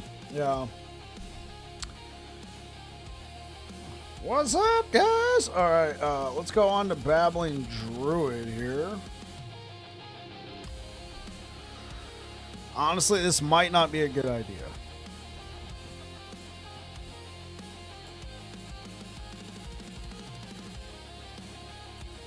Because I want these boots. Hold up, let me see. Do we have... I think I have one blood of... I think I do have one blood of the exile. Does it have good stats on it? We want high bleed duration. Then high dex, which that one doesn't have. Okay. Well, let's just put this here because it's here right now. And then I could look for a better one. Essentially, a creator can mod offline and inject items into the game. This makes it possible to create multiple builds a day. Also, builds that aren't realistic to gear, as well as adjust base stats and damage output. So you have no way of knowing if the build is good or not. Yeah, that is a possibility. Chubby, make it rain.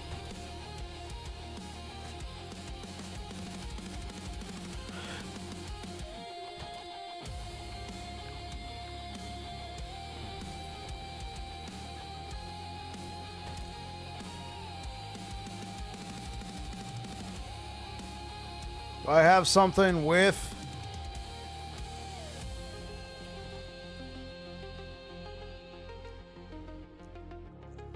where's Dex?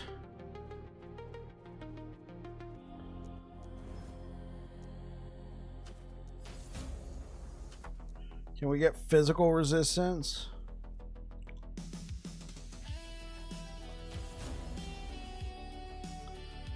$23. I need to be level 54 to upgrade it. All right.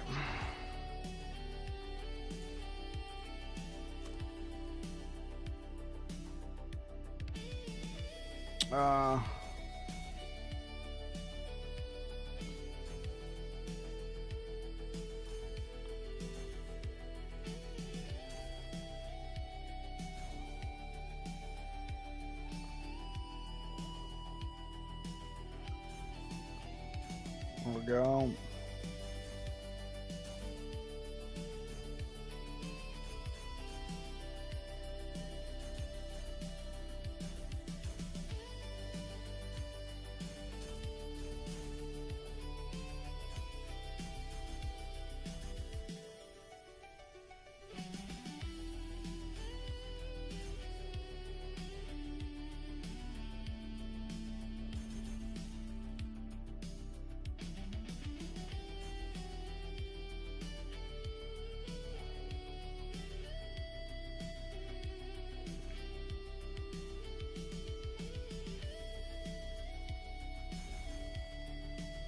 That'll probably be nice.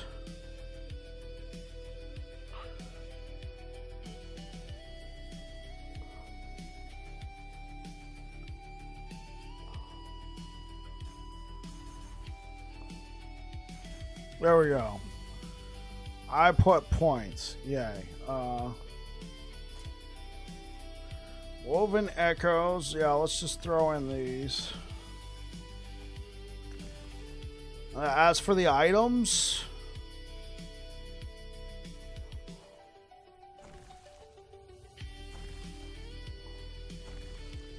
I don't really have anything good right now.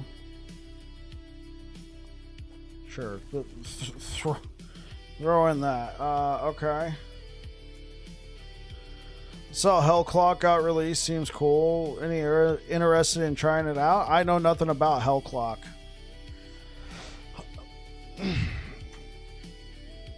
Cannot send message with items linked. What was I trying to send items? Message linked items? What?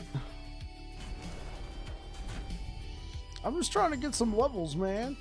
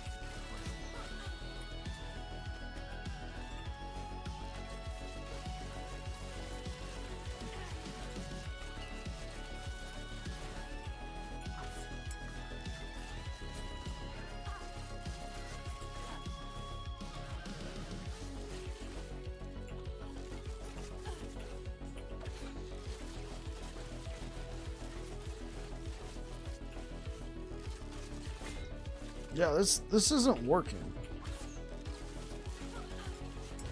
There we go. Don't like it. Okay. We're not getting enough procs of puncture to be worth this.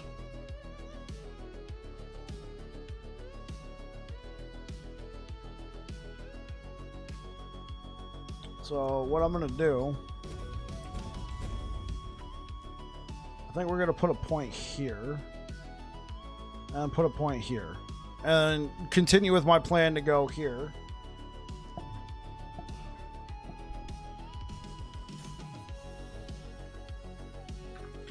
So that does mean I have to put puncture back on the bar.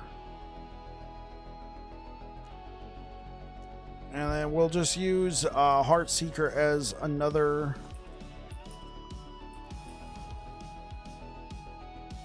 Why did I pick that up?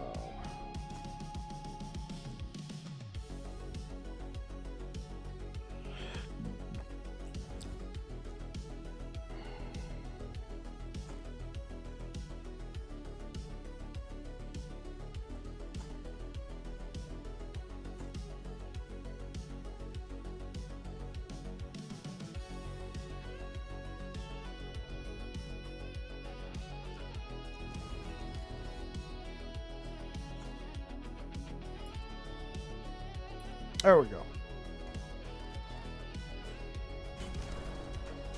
Top-down looter shooter style game with the cartoony graphics. Oh, that game? No.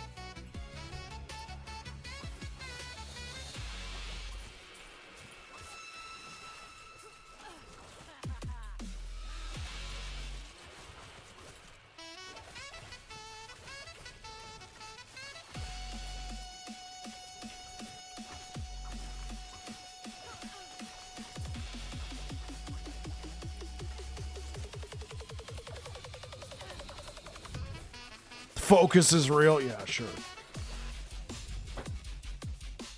No.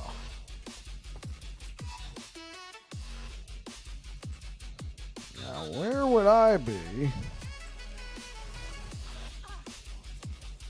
Ah!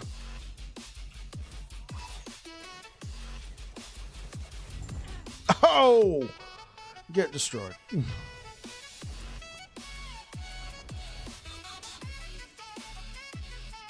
All right, well, let's get a little Blaine on this character. All right,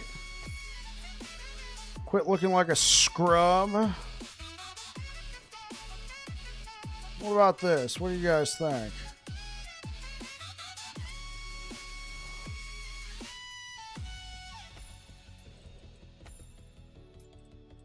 Man, I could use this. Honestly, that doesn't look too bad.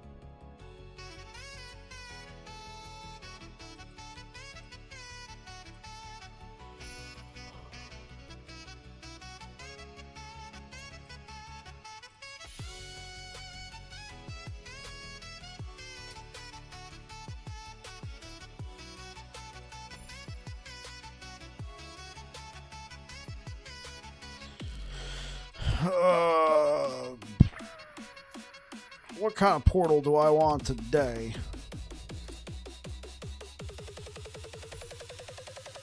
There we go.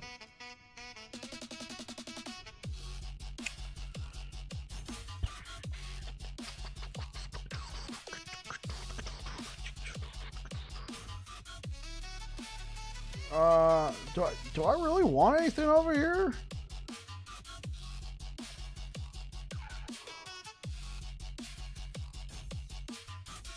I think I want this. That's it. Yeah, I just want 2 points here. Then I think I'm done here. I mean, it'll be time to come over here and grab stuff like this or you know, this. Yeah, we could go for 8 points here. Convert the dodge chance to glancing blow. I don't know about that. What else can we grab here? Dodge rating. Okay. Dodge rating. Increase damage with a bow.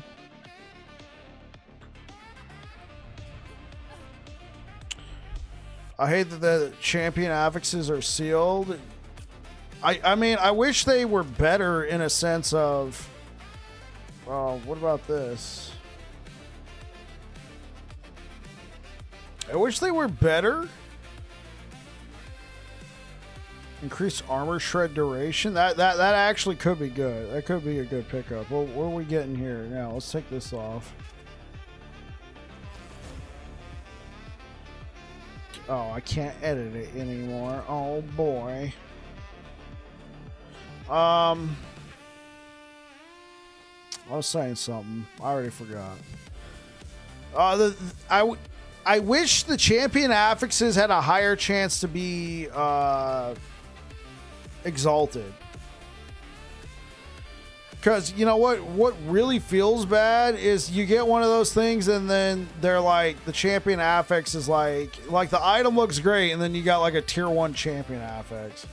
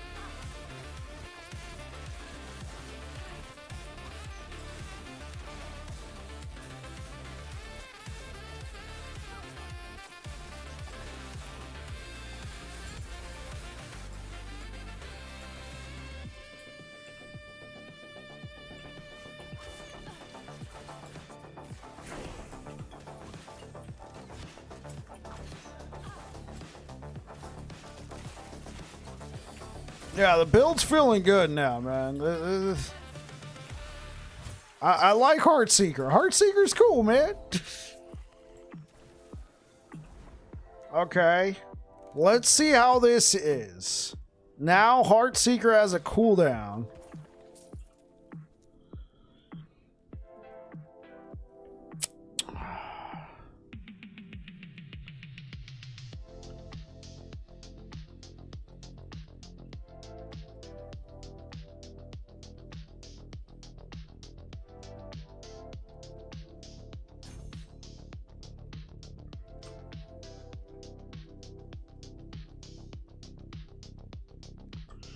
Oh, okay. So then put the rest of our points here in Effervacious Toxin. Is it the same as poison?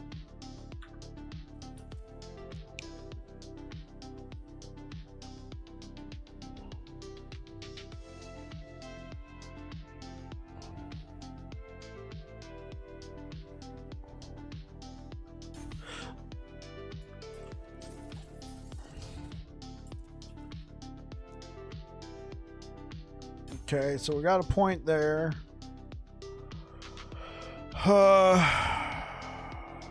Do I even really care about this? I don't really think I care about this.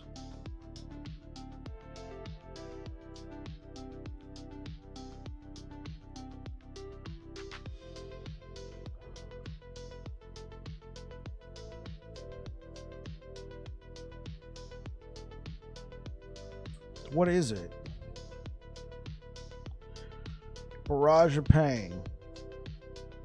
You gain a stack of crit chance. No, we're not going to use that.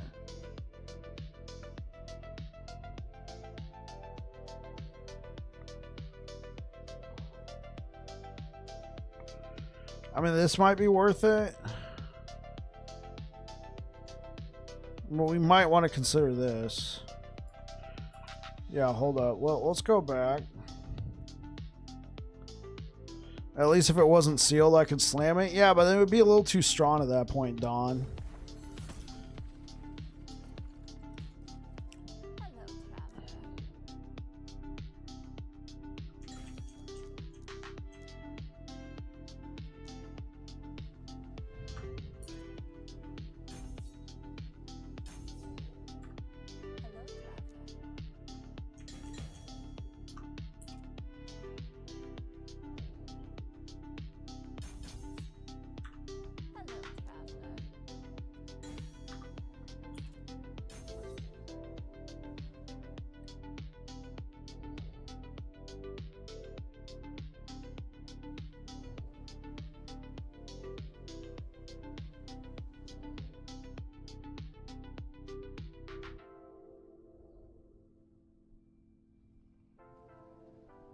Okay, well, this could be good. At what point can we use Salt the Wounds?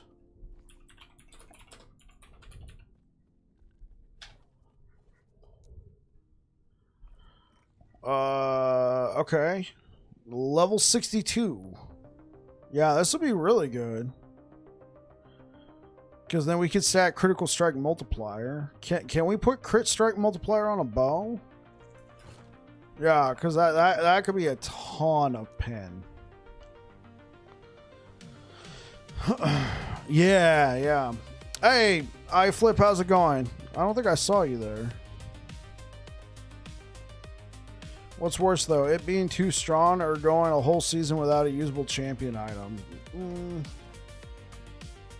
I'm going to say it being too strong would be worse because it would be like complete RNG domination trying to get a hold of one of those things. Well, I mean, if you can collect shards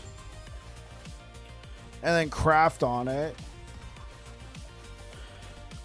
Though, honestly, I don't know. Now that I think about it, like, they don't really seem all that super strong anyway. So maybe I'm off on this one. How's it going, iFlip? How you doing, man?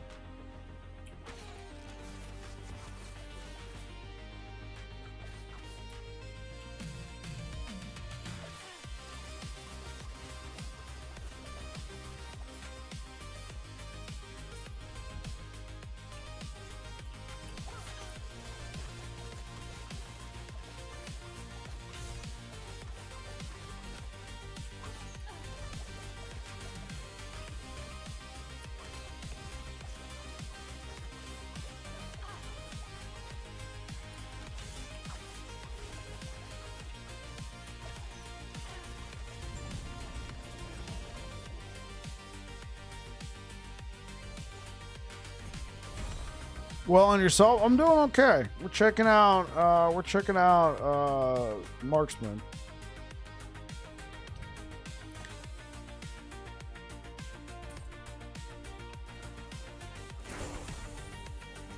I don't know. Woven flesh could be the way. I mean, that is a lot of armor.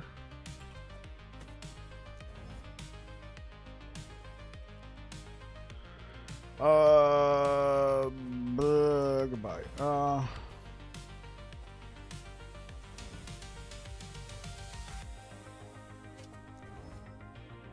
Oh, I can use this now? What do we got? Bow critical that's not gonna work.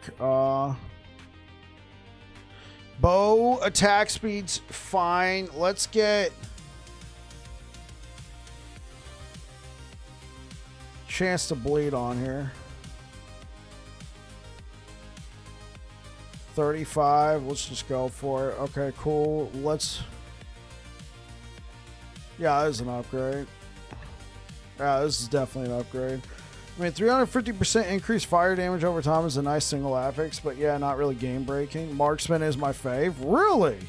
So have you played? So you've probably played this build that I'm completely butchering here before. What do you think of it?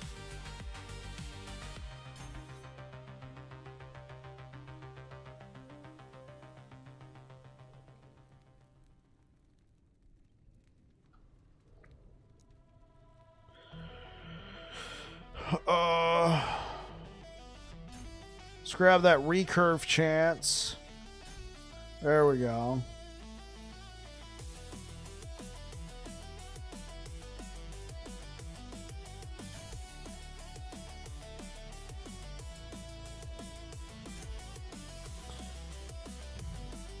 You're playing Marksman right now? Yeah, let's go, Don.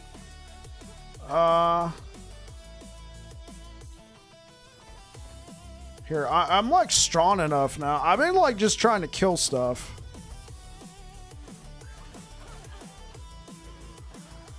So I think the combo is shift.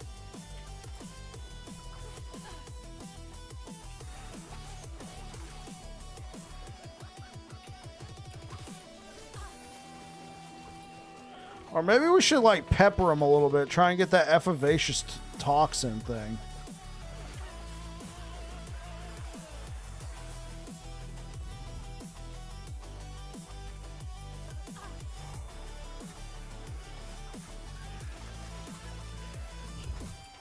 You don't like Hail of Arrow combo style of any 8 Hail of Arrows. Heartseeker's what you got rank 1 on. Very fun. Rank 1 arena or leveling? It's got to be arena, right?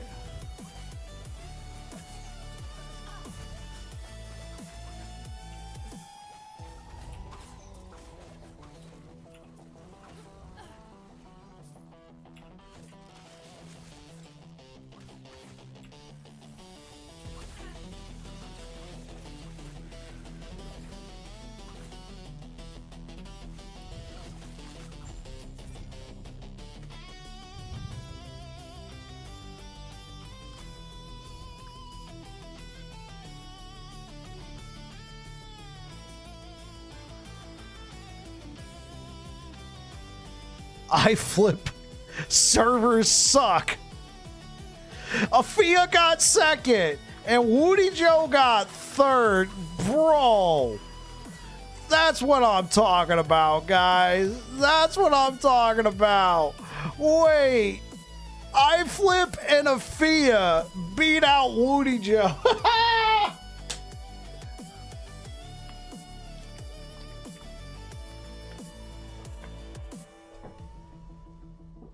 Oh, man, that makes me proud. And Afia did it with the Spear Falconer, man. Afia did it with the Spear Falconer. Brother. That's what I'm talking about, man.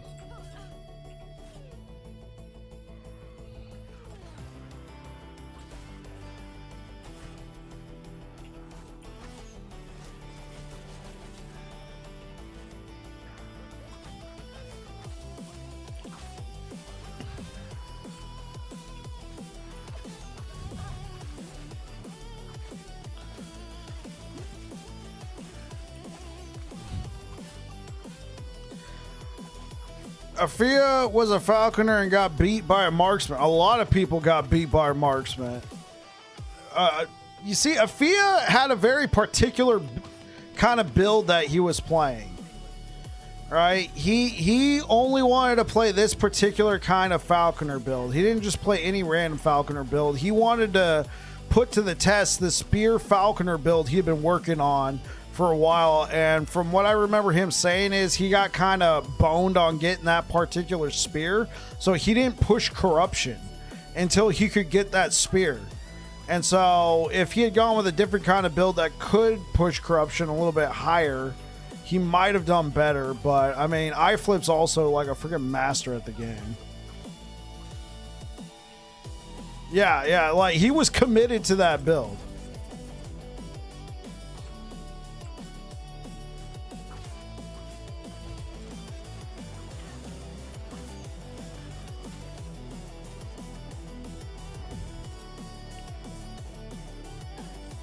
A naked falconer can do 1,000 corruption.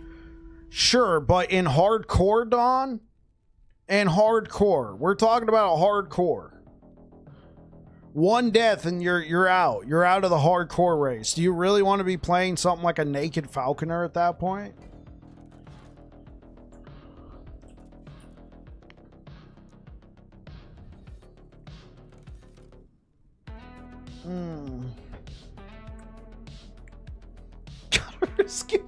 Biscuit. I mean, you did put a Kappa in there, so.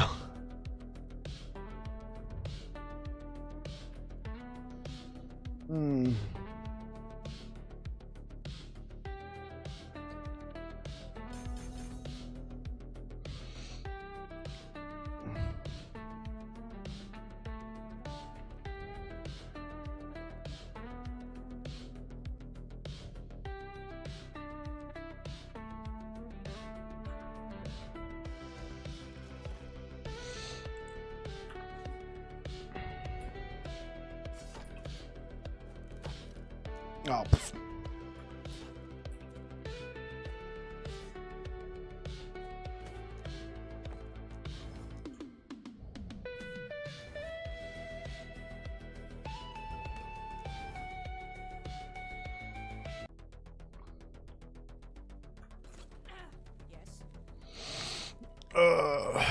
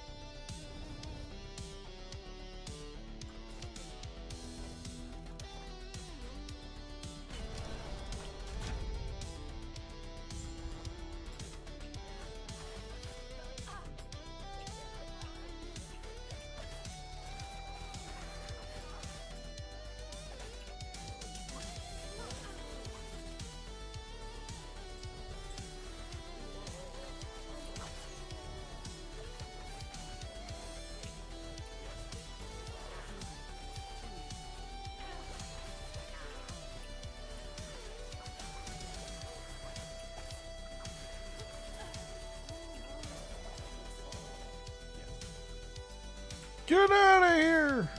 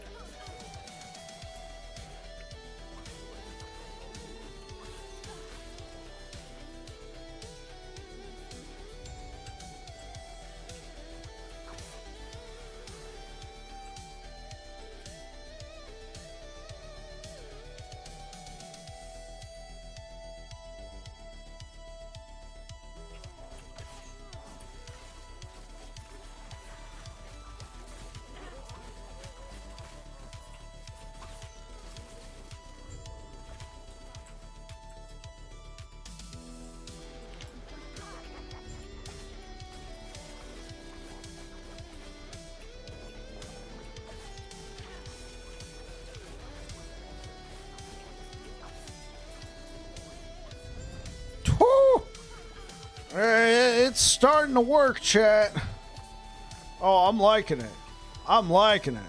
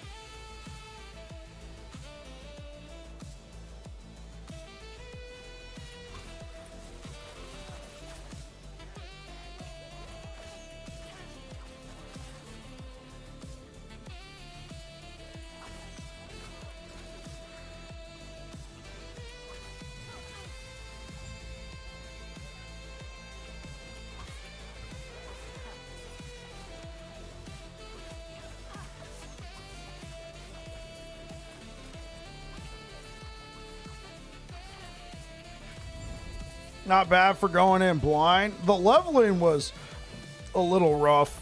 Once I got to monos, I referenced what Dread did for about 2 minutes. Right? So all of this right here is what Dread said to go for. Heartseeker, this is my own thoughts and opinions. I am going with what Dread recommended for Puncture, but yeah, Shift, Smoke Bomb, and Heartseeker are mine. Obviously, Gear is Gear is mine. Like I said, we do got some twink pieces.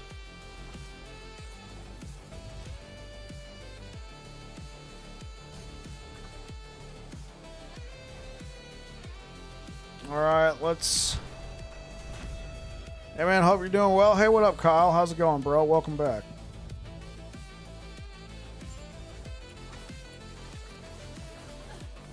Playing Rogue? I know. Using Heartseeker myself. Heartseeker's great. Saphicus, man. Welcome to the party. How's it going? Did you sleep in again or did you have work?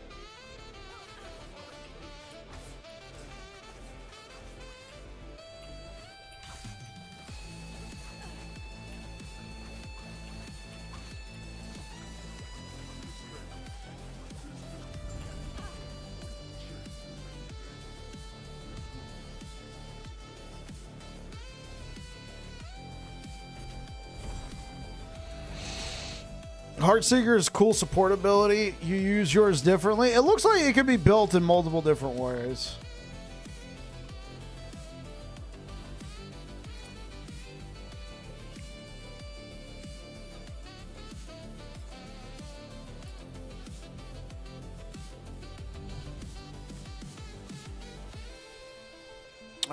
Okay, so we're good off Void. Nice little all-res could be nice. Actually, now that I think about it, let me go back over here. I was grinding Gunfire Reborn late yesterday. Hey, man, that's what I'm talking about, Savicus. Hopefully you're having fun. Hey, Kyle, what's up over on YouTube, man? What are you playing, brother? Obviously, I'm playing Rogue. Insane, I know. The babbling bike on Rogue.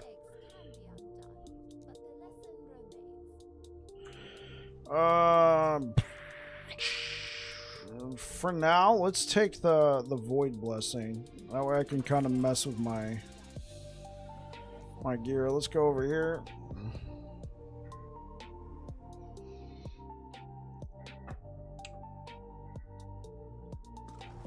I'll be right back, chat.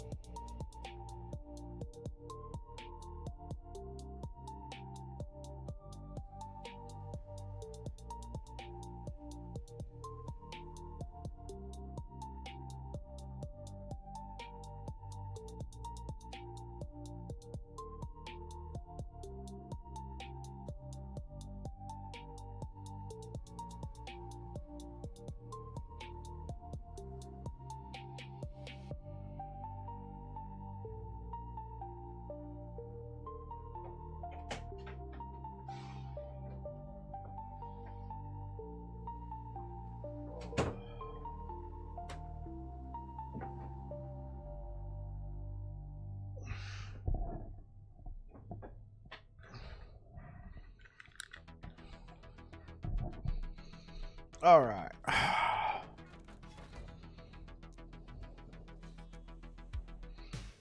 Let's get some levels.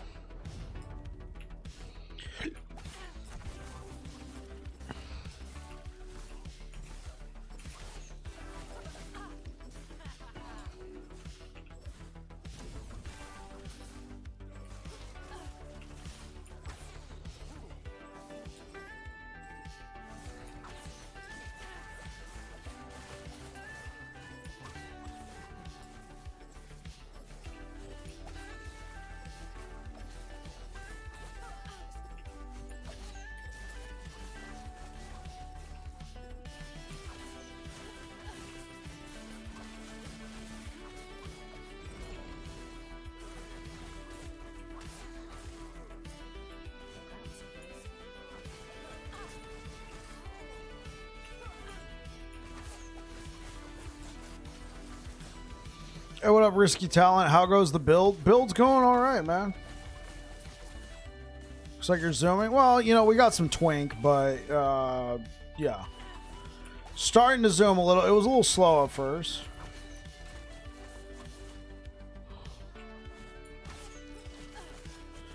So I found that, so everything that's not a legendary, I found.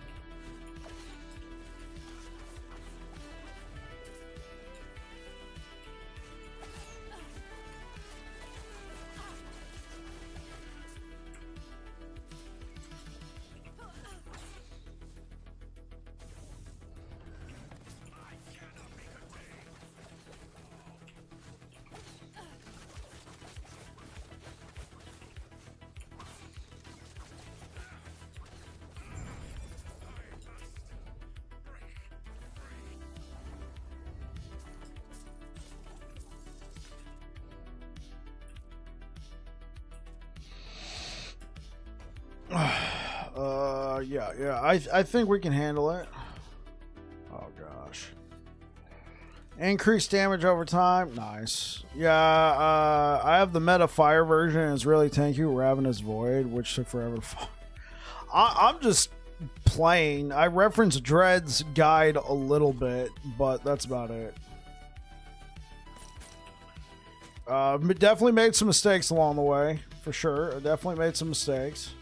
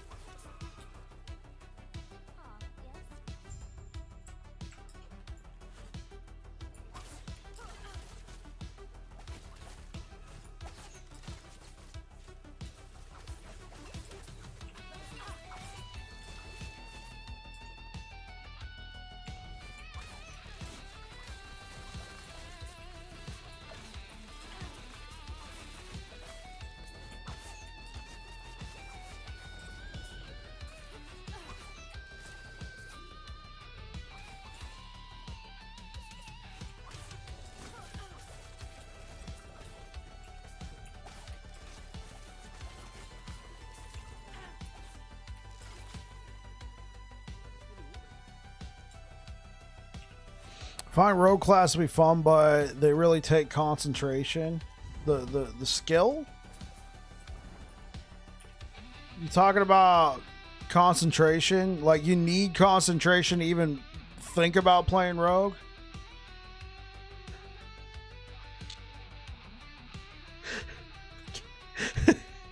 Don't leave. But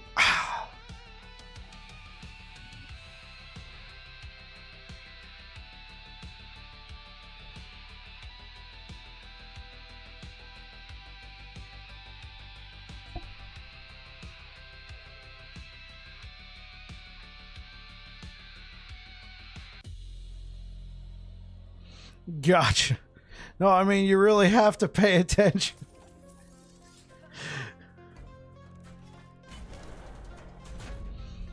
Now, Bond, pay attention.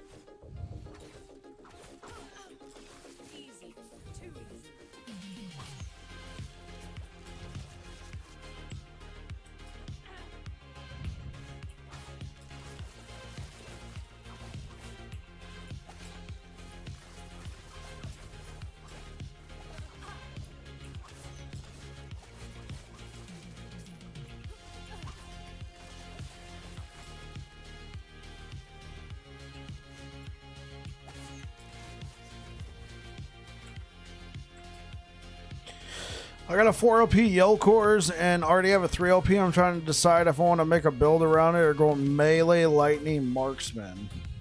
You know, I'm going to let you in on a little secret right now.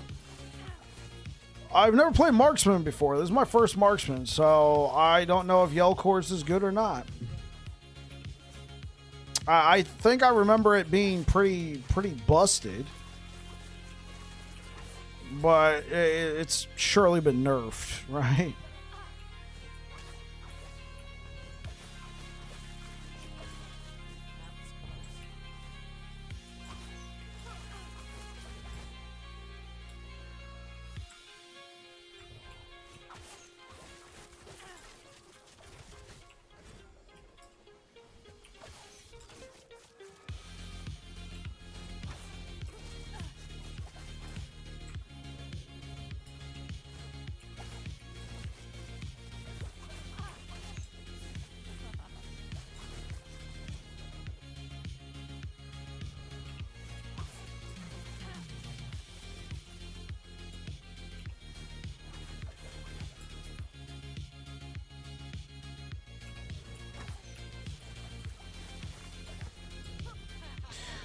I wish the dev would put way to convert any skill to any type of element. I feel the game would be so much more fun and more open to options for builds.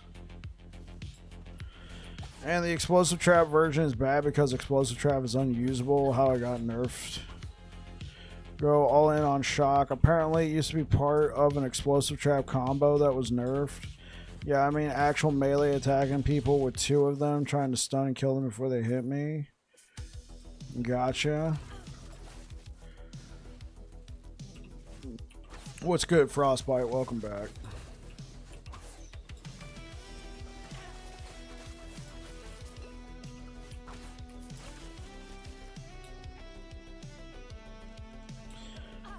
Gee whiz.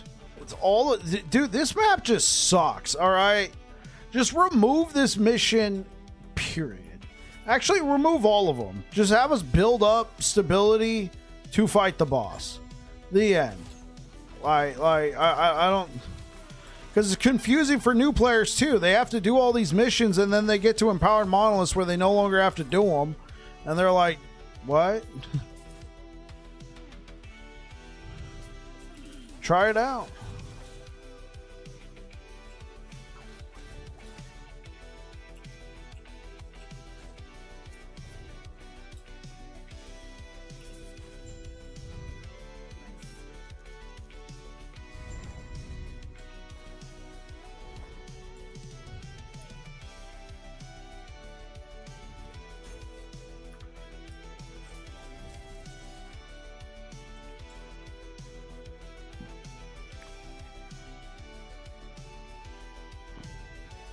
A true Blizzard style nerf. How's the bleeding build coming so far? It feels good.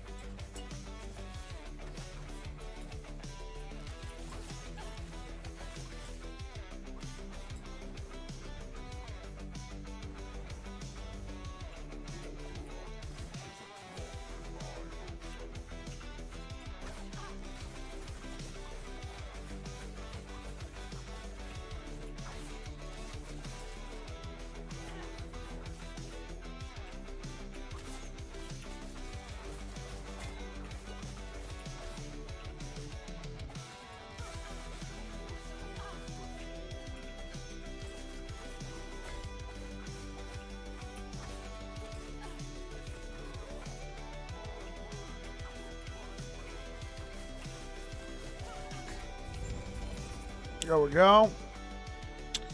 Lightning resists.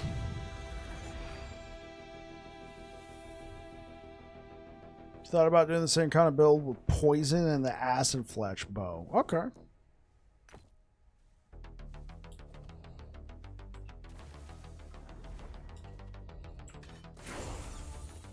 There we go. Give me my 300,000 experience.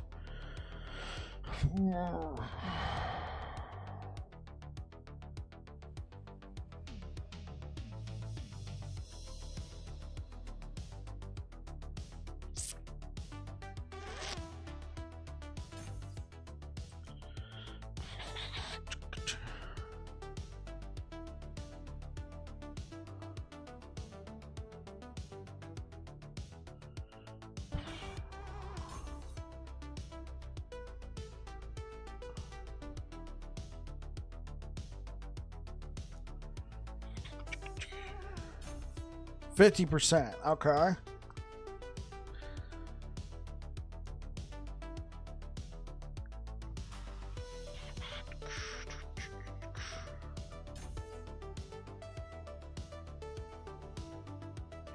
Two points. Grab that. Get the ailments. 18. Oh, we probably want to grab 3 points here, right? Yeah, we probably want longer duration. Have a good night, Bike. I didn't have a lot of time to say hi, but wanted to make sure I re-up my Prime. Take care. Hey, yo, Risky, thank you so much for the Prime. Thank you for stopping by, and have yourself a good one.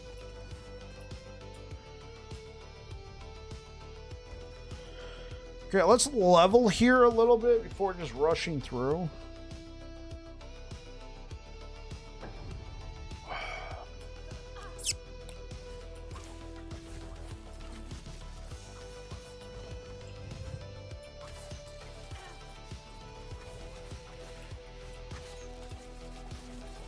Hey, what up, Chris? How's it going?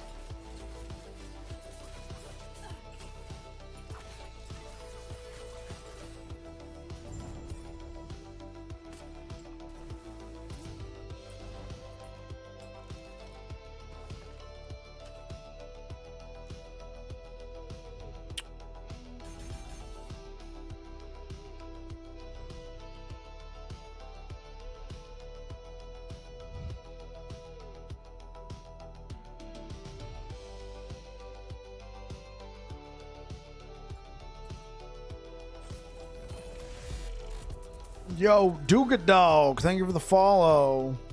I'm excited for season 3. You're gonna play Lich. Oh, that sounds cool.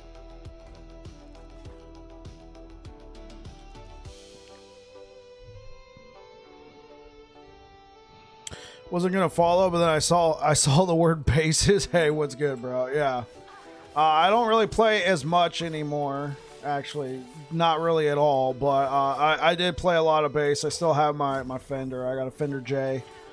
Good old Fender Jazz. Took out the old, it's a Mexican one. Took out the pickups. Man, gosh, what, 16 years ago now? Installed some, was it DiMarzios in there? That thing was sweet. I gotta rewire it though. It's some.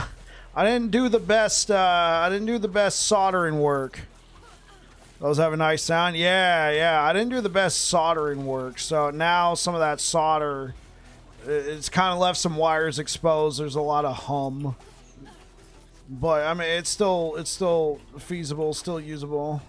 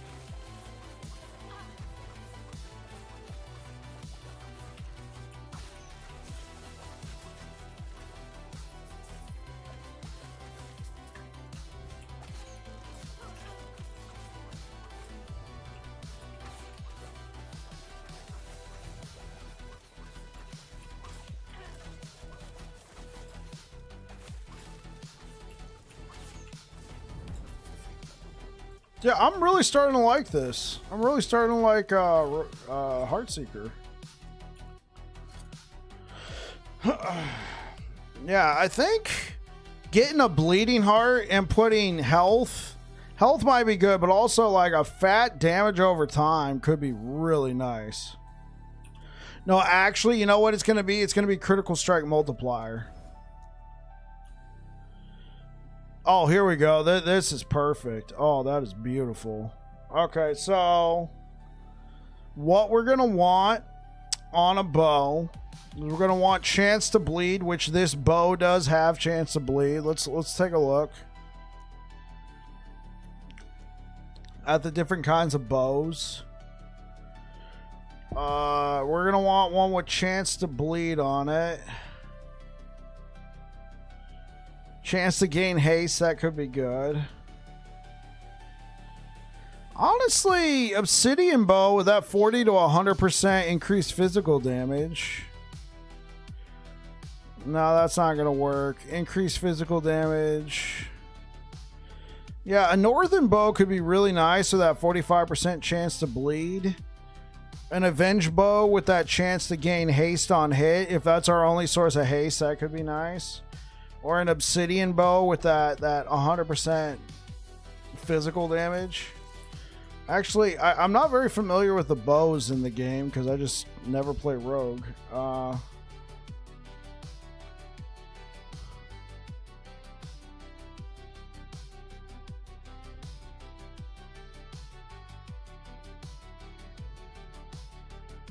I'm missing some. Is there no unique bows? Oh, here we go. Oh, it doesn't really say what they are. So what would be a good bow? I'll research that later. I don't ever play rogue. Archers are cool though. Yeah, that's what I was thinking.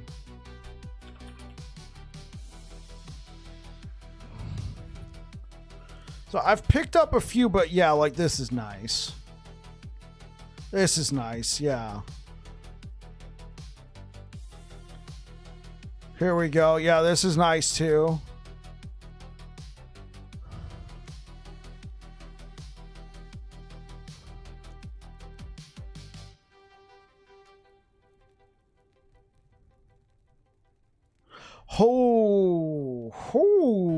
Here we go. Now, this may not necessarily be the best. Right? Bow attack speed, critical strike chance, nice. Chance to inflict bleed, already on there, nice. But we can't seal that critical strike chance, so because we already got bleed sealed on there. If we can get critical strike multiplier, it could be good.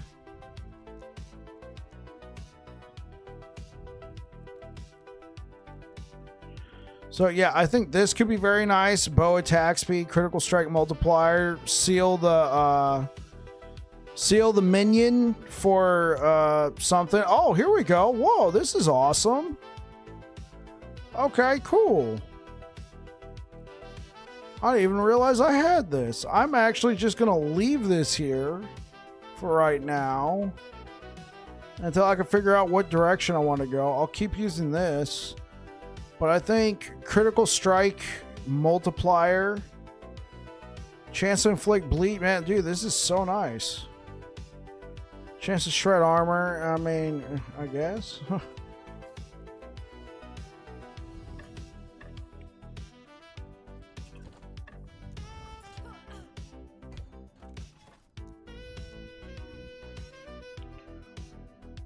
Oh, you came here because you saw my long shot bow isn't bad? Okay, so I guess I'll look into it.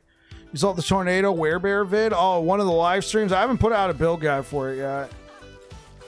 I was out of town. I was at Warp Tour in Long Beach. So I'm going to have to catch up on that over the weekend.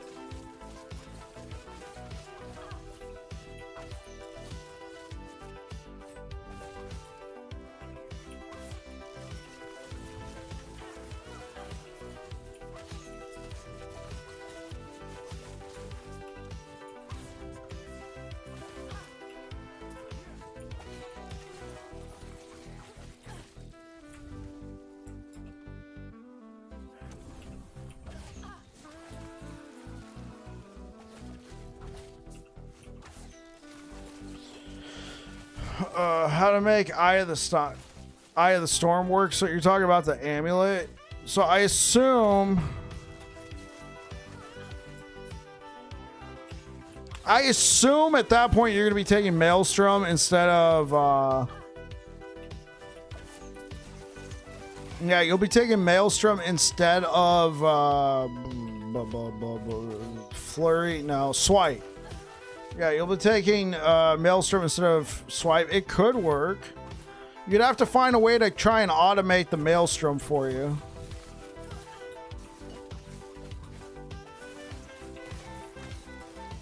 Oh. You're not talking about the amulet?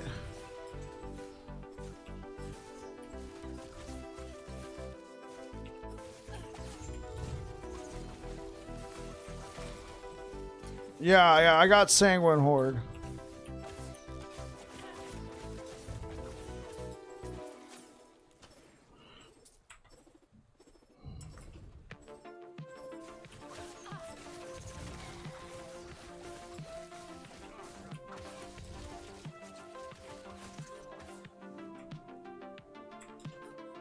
You get it from Lagon. I probably got one on in the stash.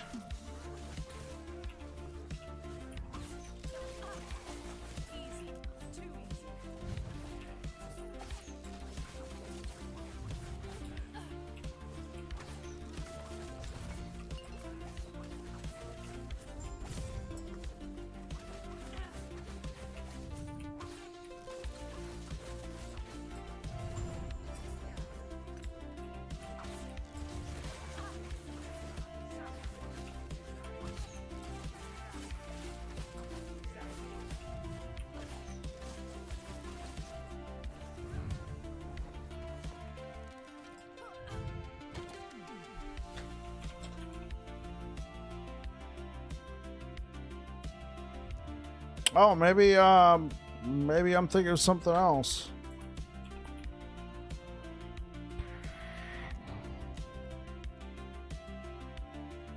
Eye of Storm's amulet. Yeah, that's what I thought. Oh, here it is. Eye of Storms. Cast Maelstrom every 3 seconds. Increase lightning damage per active Maelstrom. So automating Maelstrom or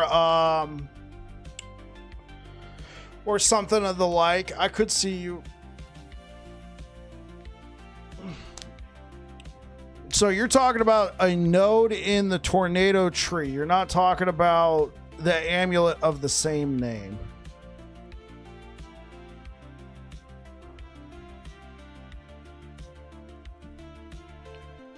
Okay, so you're talking about the node.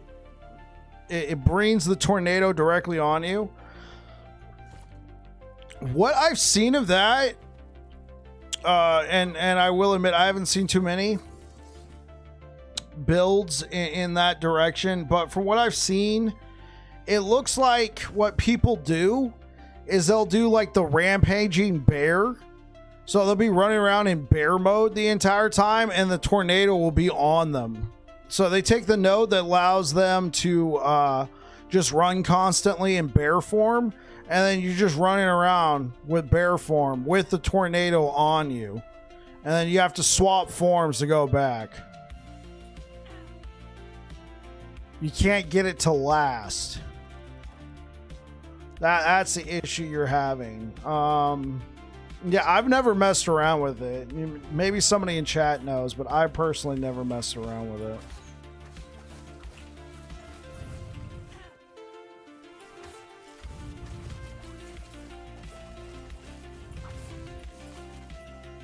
As evidenced by the fact that I didn't know what you were talking about.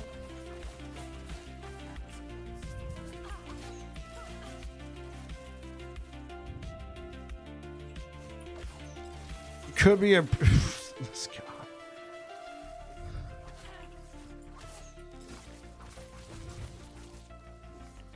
There's a pill for that.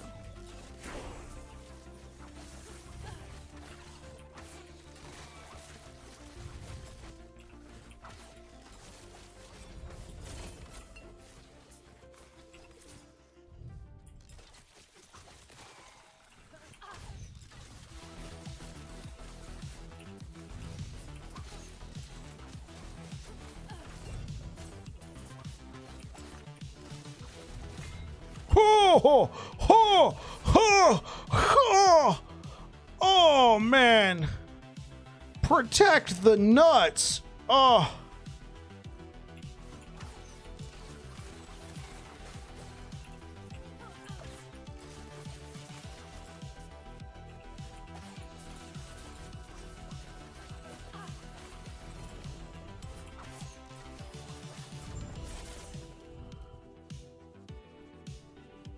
I mean, that's something.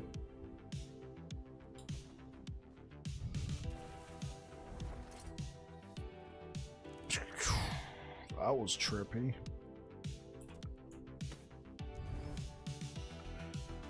Okay. Yeah, here we go. Got another one.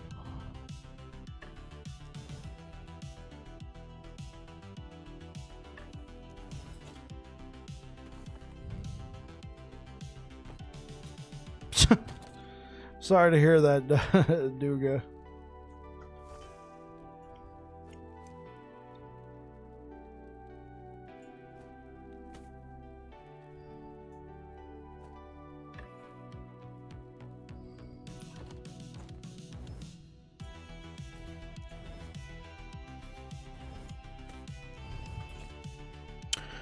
All right, guys, I'm going to go ahead and call it for tonight. Thank you so much for the likes over on YouTube. If you're over here on Twitch, let's go ahead and raid somebody.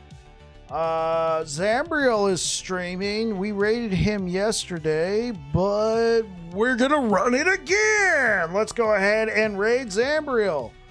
Here we go. Thank you so much for being here. I'll be back again tomorrow. I am back to work tomorrow as well, so I might be kind of tired. Who knows? First day back after having a few days off. We shall see. I think it'll be fine, though. Thank you so much for being here. If you're over here on Twitch, say hi to Zambriel for us. Looks like he's continuing to do his Primalist leveling practice. I will be doing the same for Sentinel after I'm done with this rogue build. Thank you so much for being here, guys, and hopefully I will see you tomorrow. Peace out. All right, YouTube, thank you so much for rocking with me today, guys. Thank you so much for the likes, and hopefully I'll see you guys again tomorrow. Been having a great time with the Rogue. It seems like you guys seem to be enjoying it. Hopefully you guys will be back here again tomorrow for some more gameplay. Anyway, you guys take care. Peace out.